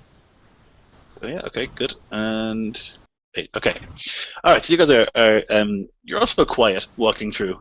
You're not the shadow that Dermot and Medeski are. Surprisingly, Harkin is incredibly stealthy, not making zero noise as he steps gracefully between leaves and stuff like that. Not making any noise at all. I'm trying extra hard not to smell. Keep it all in. Okay, so yeah, you're walking through Dermot, and you see a clearing up ahead, and you can see that there's a man lying against a tree branch, badly wounded. His clothes are mostly red, or actually grey, I guess, a darker grey. I keep forgetting. A darker grey, and he's kind of breathing heavily.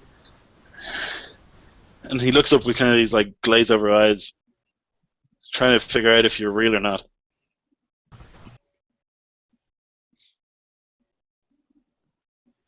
And it's not long later before the rest of you guys see him as well. Yeah, I think Dermot will just stay hidden. He's just gonna stay hidden. If he can tell if he can hear the other people coming. Oh, they're being stealthy too. Maybe not. Well, he'll just hold up for a minute and see what happens. Okay. You can see this guy. He's kind of lying there. He's definitely in bad shape.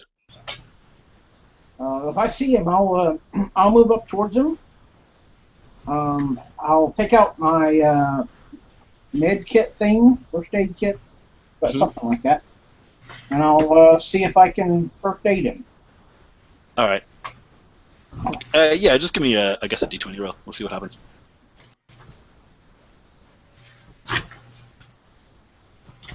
Not so much. Okay.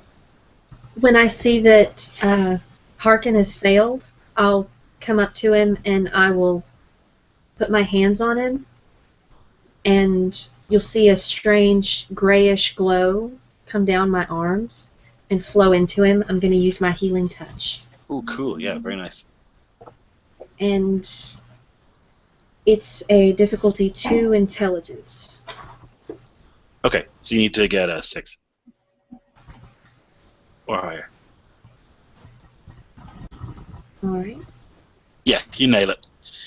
Okay, so yeah, your energy flows into him, and some of his more dramatic wounds kind of close, and his eyes kind of stop glazing. Who are you? We've come to find you and take you home. And Celia hears his question too, and she says, "I don't know."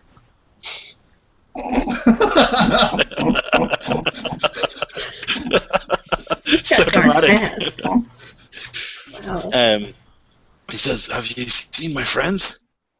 They were supposed to come back for me. They were going to go get the crown. Are they okay? They were trapped in a pit. They're alive. Why didn't you rescue them?" They had hearts. Because you have the key. Well, no, I don't. Did you pick up some strange metal device? Oh, yeah. Uh-huh. That's probably the key. Oh, weird. Okay. Can we go rescue them? Sure, if you're ready to get up, but we have to be quiet. None of us need to be attacked by the Ravage Bear. Oh, I know. I would recommend that we go this way, and he points directly away from the area the Ravage Bear was in. And you guys will kind of wander in that direction, and you'll see as you leave the clearing that on the other side, this enormous bear is kind of sniffing around. But doesn't seem to pick up on anything. Just as you leave. So you get back to this trap. I say to the rest of my original party, why don't you go and I will stay here and let them out. Estelia says, I want to see them out of there unharmed, unlike others I know. And she looks down at her wrist again. I give you my word. Harkin, you are a man of noble bearing, and I can't bear to leave you here with them, for we do not truly know the nature of their character, and if they were to turn on you, I would not be able to live with myself, not being here to help you as well. Surely they would not turn on me, right? And he looks to the guy that's with us. No, we just want the crown. We're going to go try and find it. Oh, we already found... Good luck with that. Harkin. Yeah. We already found it. Harkin, you see that shiny metal thing on the ground there? Could you pick that up for me? You son of a bitch. No, don't do it, don't do it. No, don't do it. Don't. Have some more experience, Ken.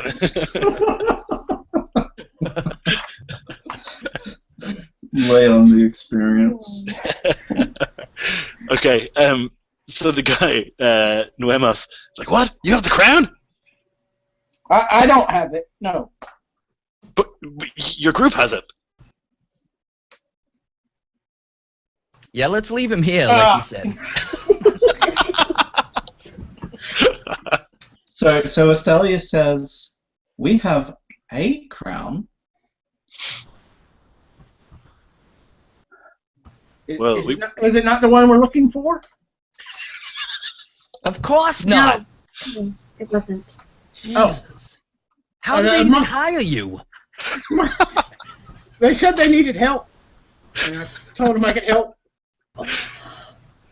You need help, my friend. I hit things really good with my big stick. That's true. Can you free us, please? So, Yes. We Well, won't. your We friend won't has attack to- you. We won't. We just want to get out of here. You can have the crown. You can bring it back to the barn. We just want to get out of here. Well, okay. can I see the metal object you found? Yeah, sure. So he whips out this circular thing, and he presses a button and he throws it on the ground. And there's an explosion. So I'm gonna need everyone to make a speed defense roll. Okay. That jerk.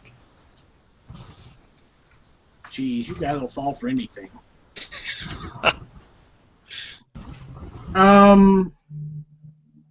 Nice. Alright, so I've got danger sense. That just says initiative. Does that have any effect That would here? be no. That would just be for initiative. Okay. It's a weird name for it then. I disapprove. How about my shield then? That Asset would to give speed you- defense. It would give you armor probably. It says so- it says asset to speed defense. Okay, well then he says it would. Okay. And I have quick block as well. So. Okay. That's an asset as well, is it? It's a speed defense now Yes! 2 steps easier rather than 1, so I guess that's an Okay. asset. Cool. All right. Oh, Oh, wait, 1. wait. Fantastic. I have experience. You, Yes, you do. however, you cannot use experience when you roll a 1. Yeah. It very specifically states that in the book. Yes. Damn. Okay. Can I try to like throw myself on him so he doesn't get too affected? Nah, man, that's karma. That's karma right there. So a 1 is an automatic GM intrusion where I have to make something bad happen to you, or something interesting anyway. So what did everybody get? You got a 1. Is that a 16 from you? Yeah, I got a 16 with quick block. Yeah. 11 and 14. Okay. So it's actually just going to be poor Harkin. So Harkin is going to, I'm going to say for dramatic purposes, this guy throws a thing on the ground, and you got to pick it up because you think it's the key, and he's like, you dropped it, because that's something that you would do. So you got to pick it up, and it goes. And the rest of you are pretty safe because Harkin's holding it behind a shield. Most of the blast is blocked behind there. But Harkin, I'm going to say that you take quite a bit more extra damage. So you're going to take 6 points of damage. Okay. And that comes off my Your might. might. Okay. Yeah. Good. I got way too much of that anyhow. Okay. Yeah, so this blast goes off, and Wemos has like rolled away backwards, and he's drawn a sort of a pistol of a sort. So let's roll initiative and actually have a fight. While we're on initiative, Yeah. I'm gonna say I'm sorry, dude. I broke your thing.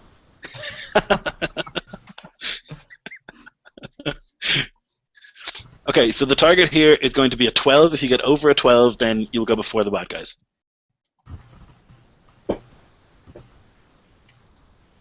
For you, Harkin, that's going to be a 9 that you need.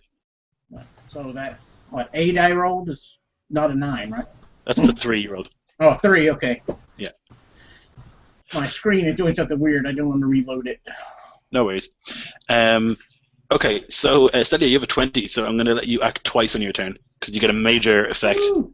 Okay.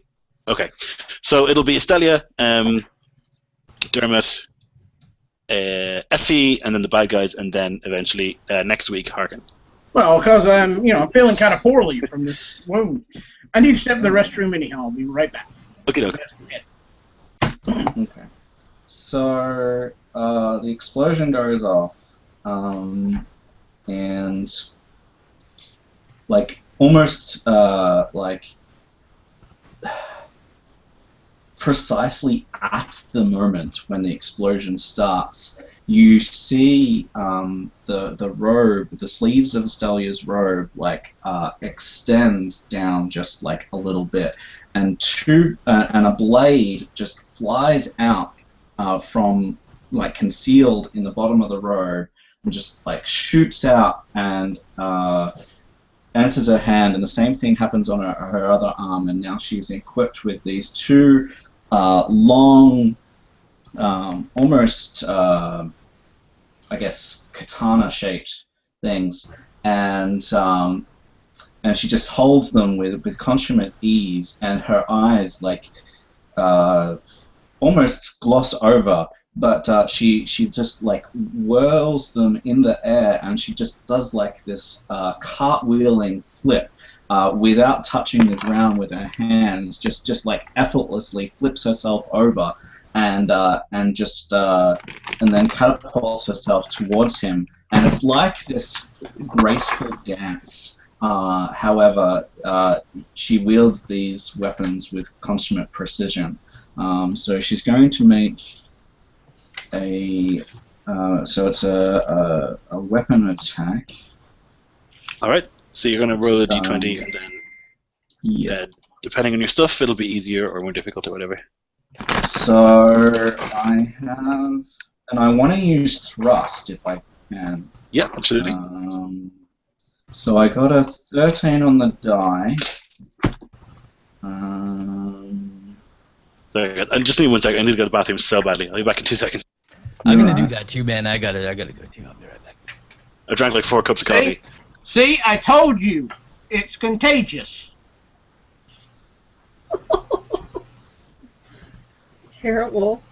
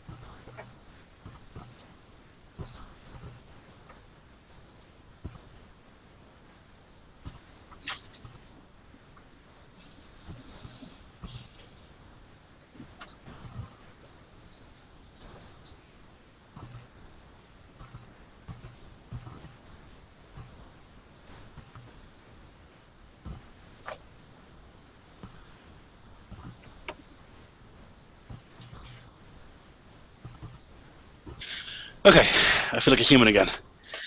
Yeah. Okay, so you got a 13, is that right? Yeah. Okay, do you have any assets or anything?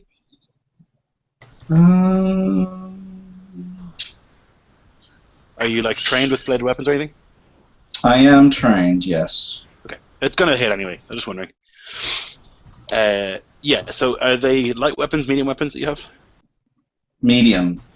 Okay. So yeah. All right. So this guy's not wearing any armor. He's just wearing clothes, and you slice right through, across his chest, and you have a big red welt, a nice clean cut. And because you got a 20, you act again. Okay. So is he down or is he just? No, he's still up. So what I'm going to do is I want to make another attack, but I want to do this with attack flourish, which is I add stylish moves to give everyone else a +1 to their next die roll. Ooh, nice.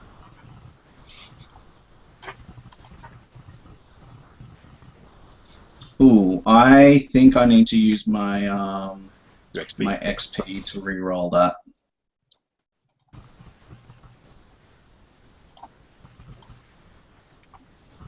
Oof.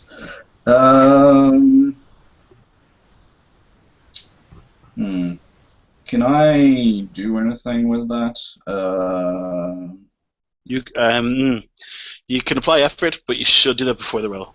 Really. Yeah. Okay. Well, I haven't declared it, so let's say I didn't do that. Okay.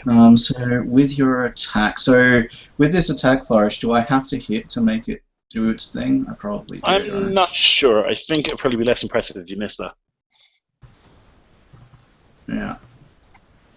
All right. Okay. Dermot.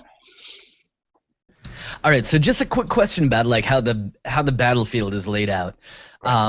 So the 4 of this person's companions are all still down in that pit, right?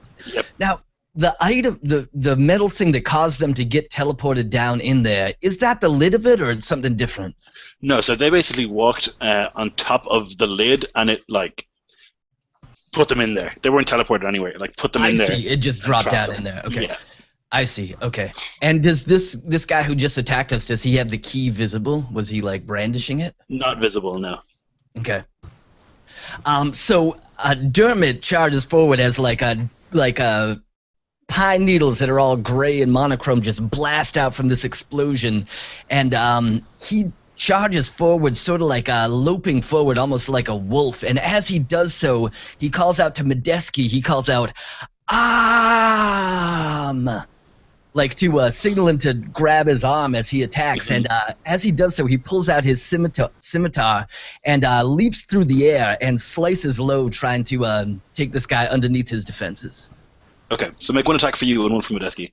All right, well, mine was a 4. That's not very good. And his was a 6. Come on. Okay. So this guy's quite quick, and he manages to duck out of the way of both your attacks. When he jumps out of the way of Medeski, he actually also dodges yours at the same time. Effie. Well, I am going to raise both hands and shove, but I'm far away, and I'm going to use the push ability and push him away. Cool. It costs 2 intelligence pool. Mm-hmm. All right, so he gets pushed. What is it, 20 feet? I have no idea. It's far enough anyway. So he gets telekinetically pushed, and he kind of goes up in the air and lands on the ground. So the bad guys go next. He is going to rush over to where the cage is, but he's actually been knocked quite far away, so he's not going to make it all the way there. But he's fumbling now for this key, and he gets it in his hand. And he's like about to jump towards the thing, and as he's doing that, it's Harkin's turn. I'm going to endeavor, now that I see that he's really not a nice person, I'm going to endeavor to intercept him and plant my spiked bat club thing into his head in such a way as to impede his progress. Okay. All right. So, all right. So I've got some stuff here. Mm-hmm. All right. So I am trained. Okay. Reduce Practice. by 1. Yep. All right. I'm going to spend. I've got edge and might, so I'll spend 2 points to reduce it. Another one. Is that right? What is your edge and might? 1 or 2? 1. Okay. Yeah. So you only spend 2 points to reduce it instead of 3. Okay. All right. And I think, make sure I don't have something else I don't remember. Sorry, haven't actually attacked him yet. No problem. Okay. So you needed a 9, so you reduced it twice, so you only need a 3 to hit. All right. I'm feeling pretty good. Now, do I need to declare my XP now, or can I wait until after I roll the 2? No, it's after you roll that you can reroll. Okay. All right.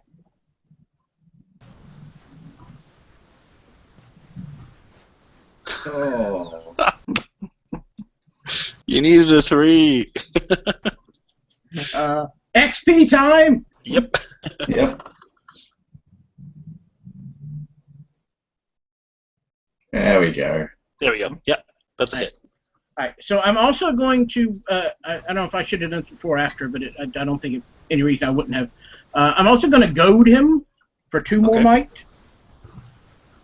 So after I successfully attack him, the difficulty of speed defense rolled made by others against attacked by that creature is increased by 1 step until the end of the next round. Very cool. Okay. All right. Excellent. Estelia, it's your turn again. I did. Alrighty. So what? I do 4 points to him. Is that the way it works? Do you have a medium weapon? Yes. I assume so. Yeah. Then it's 4 points. All right. He's looking really bad for wear now that you've smacked him right in the head with this spike club of yours. He definitely doesn't reach the cage, and he hits the ground. He's kind of reaching out with this key. Yeah. Yeah. Cool. So I want to try to I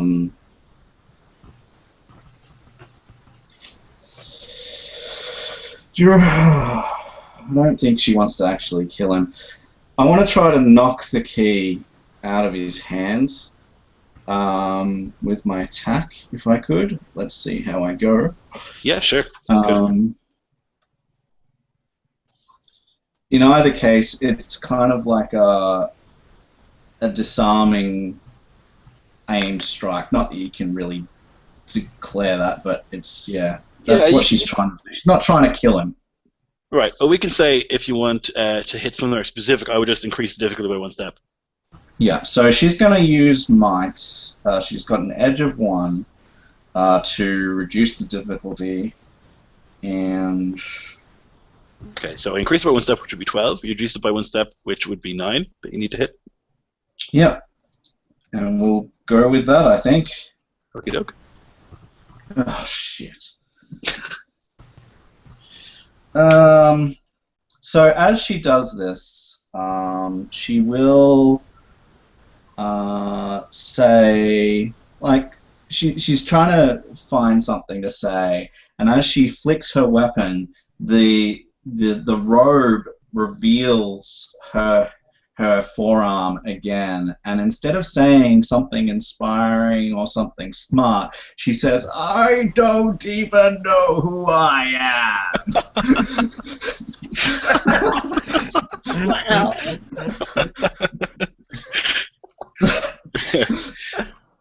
Okay, Dermot. All right, so yeah, Dermot dusts himself off and again leaps towards this thing, calling out to Medeski, "Arm, take his arm!" And I would like to use. I have a 1 edge in might, so can I use that? Yeah. So basically, you can reduce the difficulty by spending 3 points of might. Usually, you have an edge of 1 in might or 2. 1. Okay, so that means you can reduce the difficulty by 1 step by just paying 2 points of might. I'll do that, and I'd also like to use my thrust ability. Does that do more damage if I hit him? Yeah, exactly. Yeah.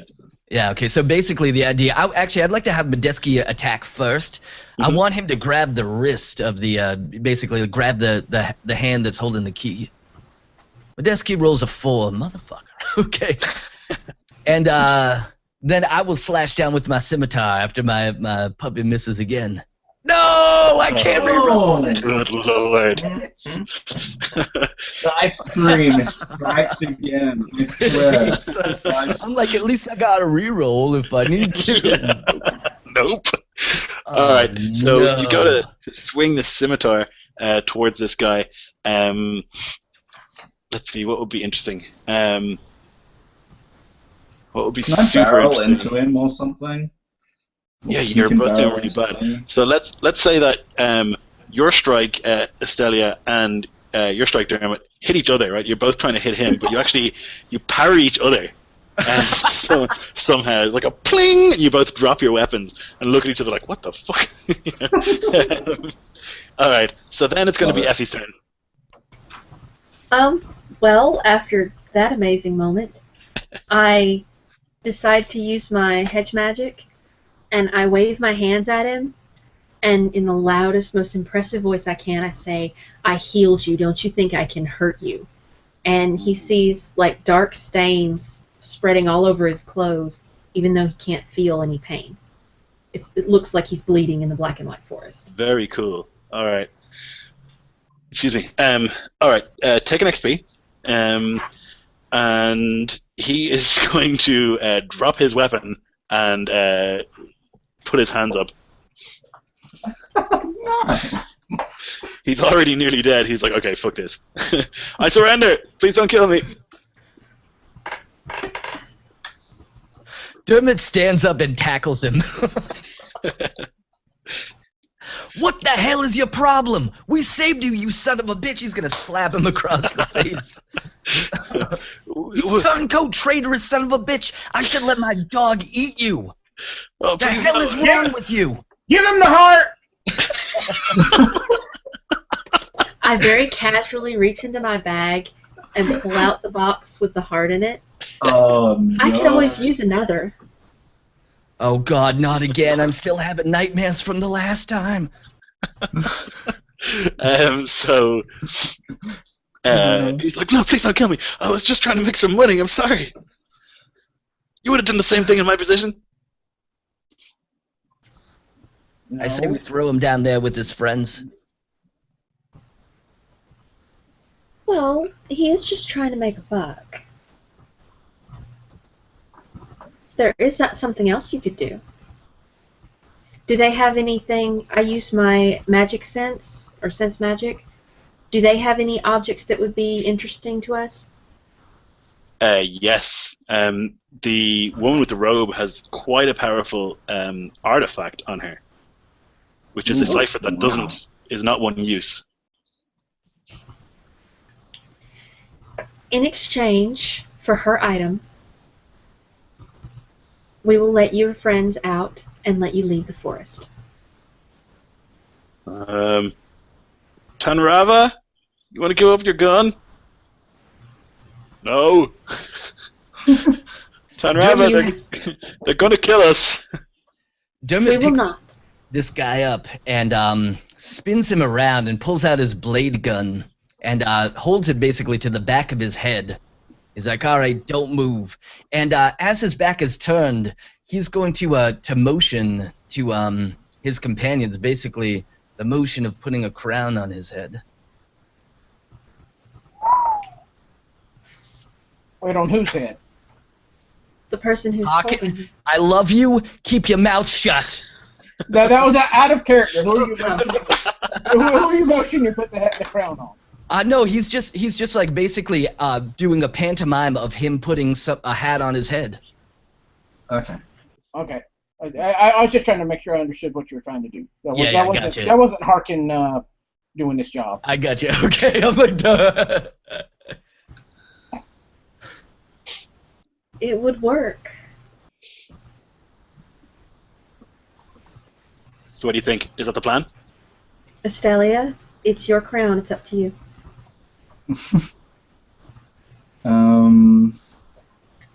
But I don't even know who I am. Yeah. She's in perhaps others will know this pain, and she lifts out the crown, and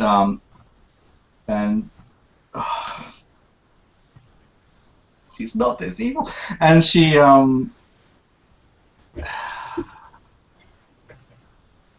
just, what's she gonna do? I might even roll.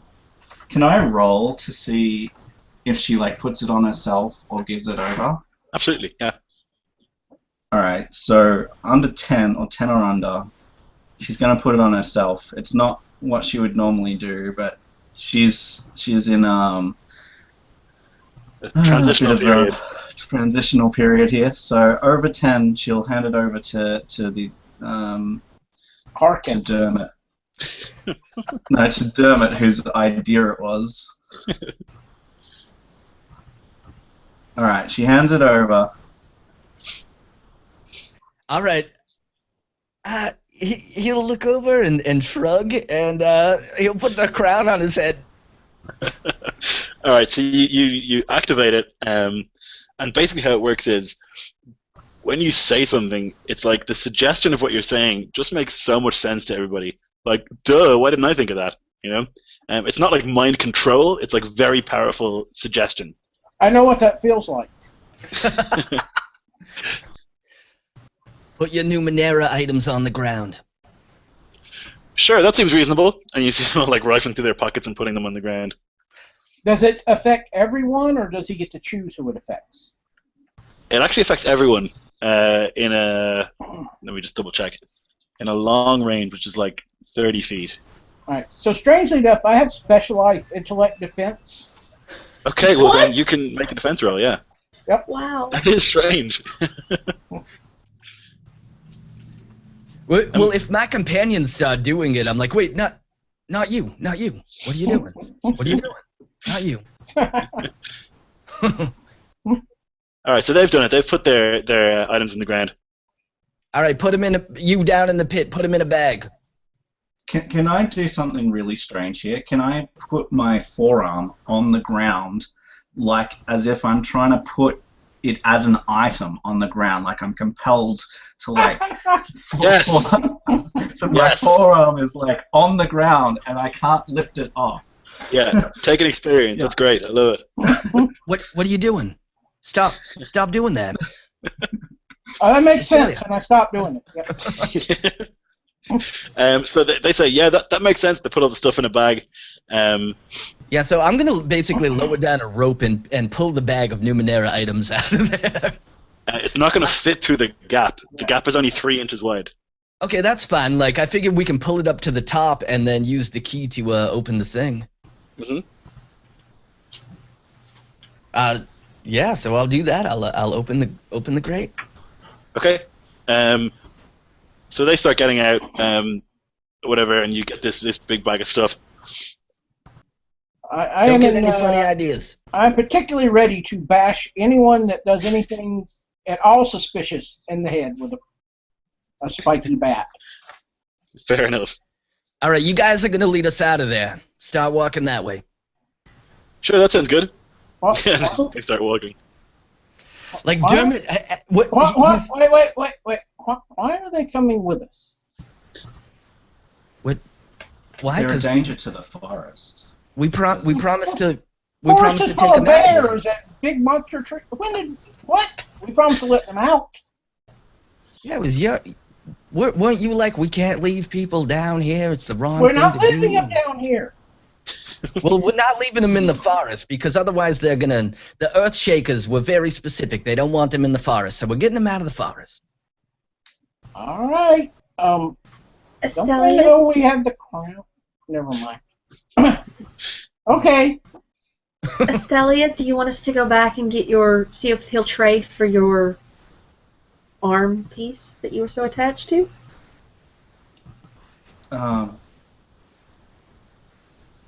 Well, didn't even know.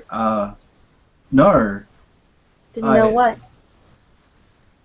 She says, no, I don't need them. I just need to know who I am.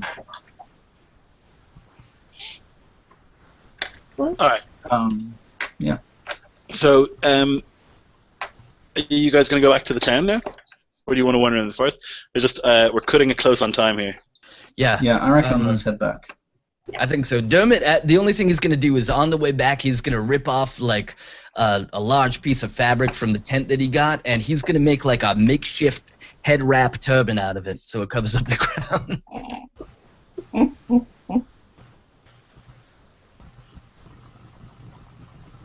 Alright. Oh, are So, you yeah, we frozen? had that. Oh no, Lloyd froze. I think he's frozen. With that, Dermot turns to his companions and say, I am the god of all! I Okay. am the new master of all Numenera! Okay. No, he That doesn't. seems reasonable. Well, so it's very possible if Lloyd can't get back on the live feed. I think it stops in like 5 minutes or something like that. Yeah, it's So on our way back, I figured we're gonna send those guys off, right?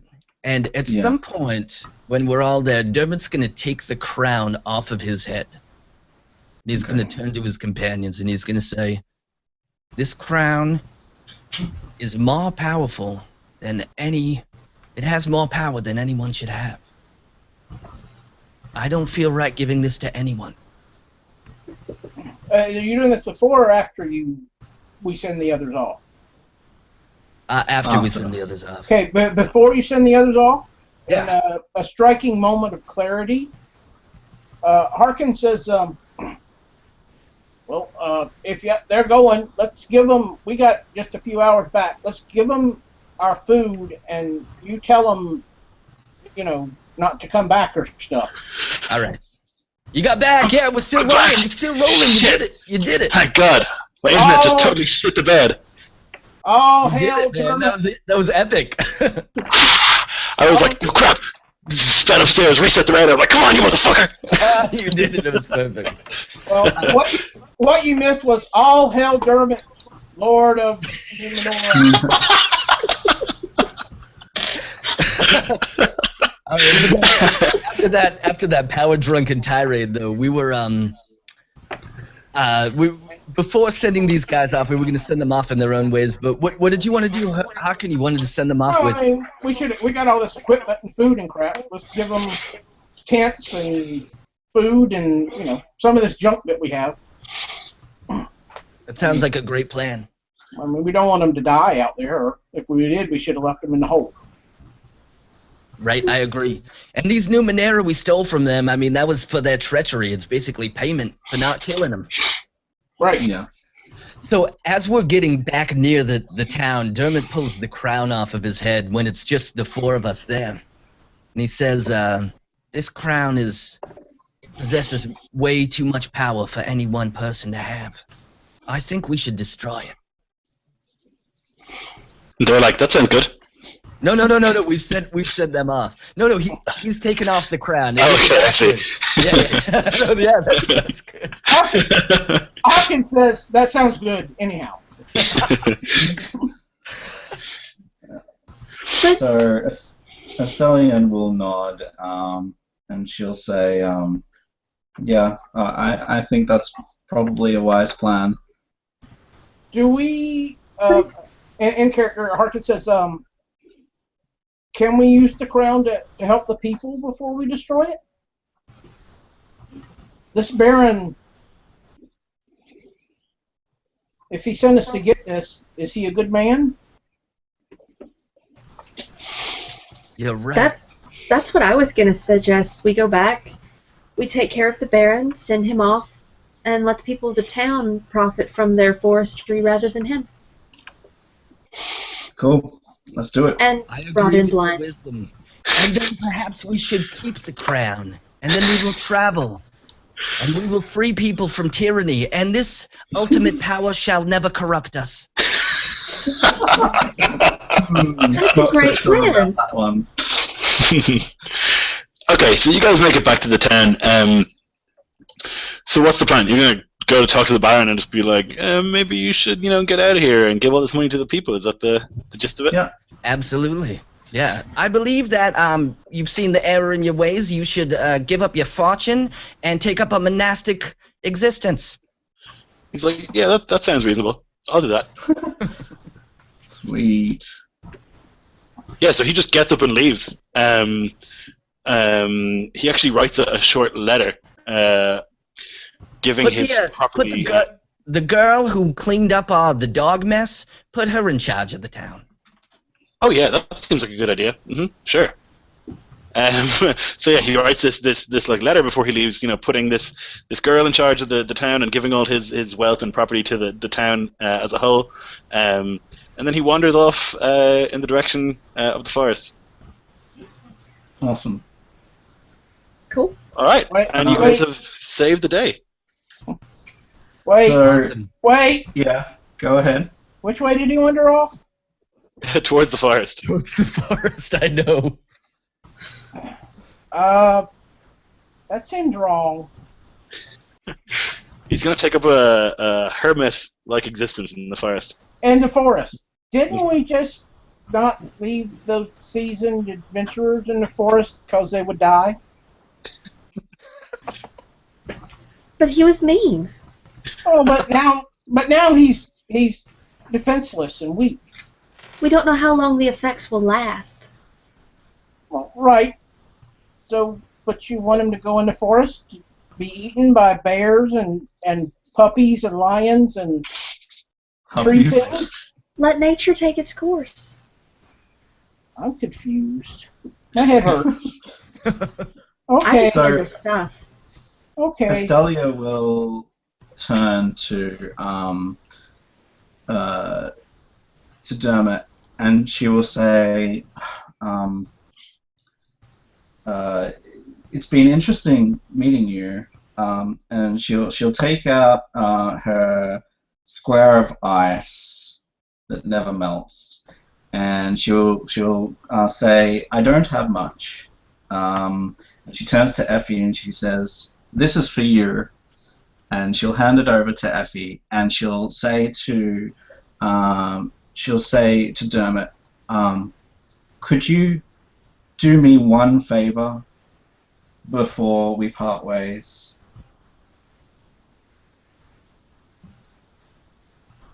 We're parting ways? Well, we may not, but I there's one last thing I would like you to do with the crown. Yeah, of course. What is it?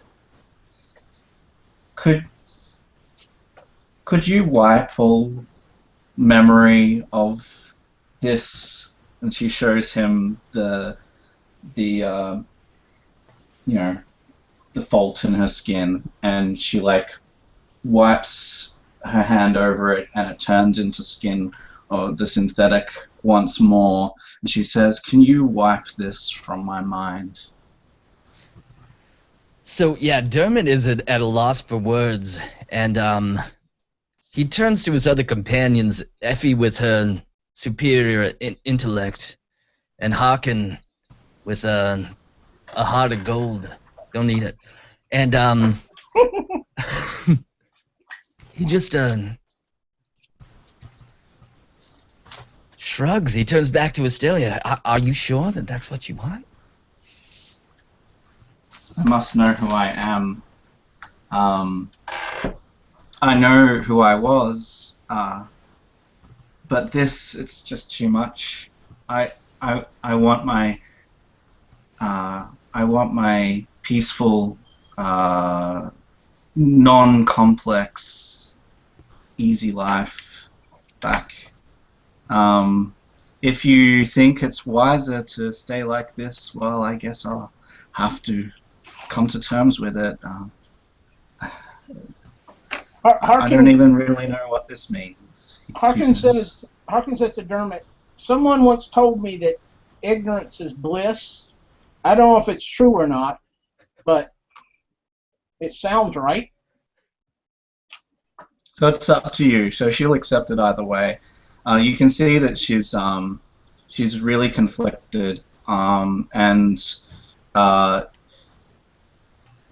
yeah, you could pry some more, but we are short on time. Yeah. Dermot just really quickly looks to Effie and shrugs. I don't know if it'll work that way. We can attempt it, but I also don't know how long the effect will last. You may remember in a day. You may remember in a year. You may never remember. And if anything happens to your arm, you're going to go through this again. Yeah, and she comes to reason on that. She says, "I couldn't go through this again, even if I forgot about it.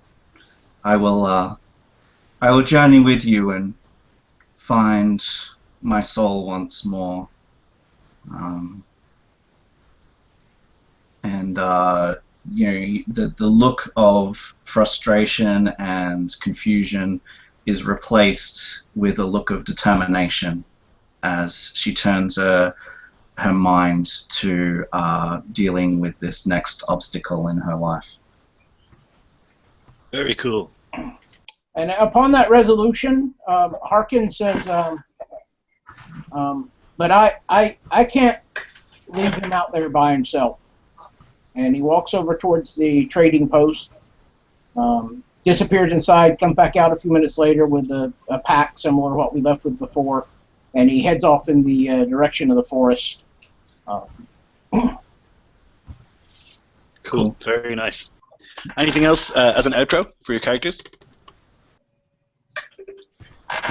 I think that Dermot just feeling this tremendous sense of power and trying to figure out whether or not he wants to just become the omnipotent ruler of all or not, would turn to his friends and say, "We better go after him," and head off towards the woods after him. Yep. Alrighty. So guys, thank you so much. I had an absolute blast playing this game. I haven't laughed that much in a long time.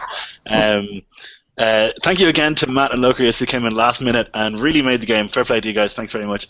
So if you guys want to plug anything before I end the broadcast, go ahead. Start with Ken. Well, I'll just plug what we all should be plugging, which is, of course, Child's Play. If you got a few extra bucks, go give it to the kids. And then obviously secondary is Wayward Son on YouTube. It's small but growing, so stop by, take a look, and let me know if anything you want to see. Cool. Matt? Yeah, definitely. This whole cast has been for that cause. So that's what we're here about, and would just like to also just plug that we are all part of a role-playing society. I guess we do this for fun, and we do this because we love it, and it's a great hobby. And if anyone's interested in joining us. You can visit us on Facebook and join our group. It's RPG One Shots on Facebook.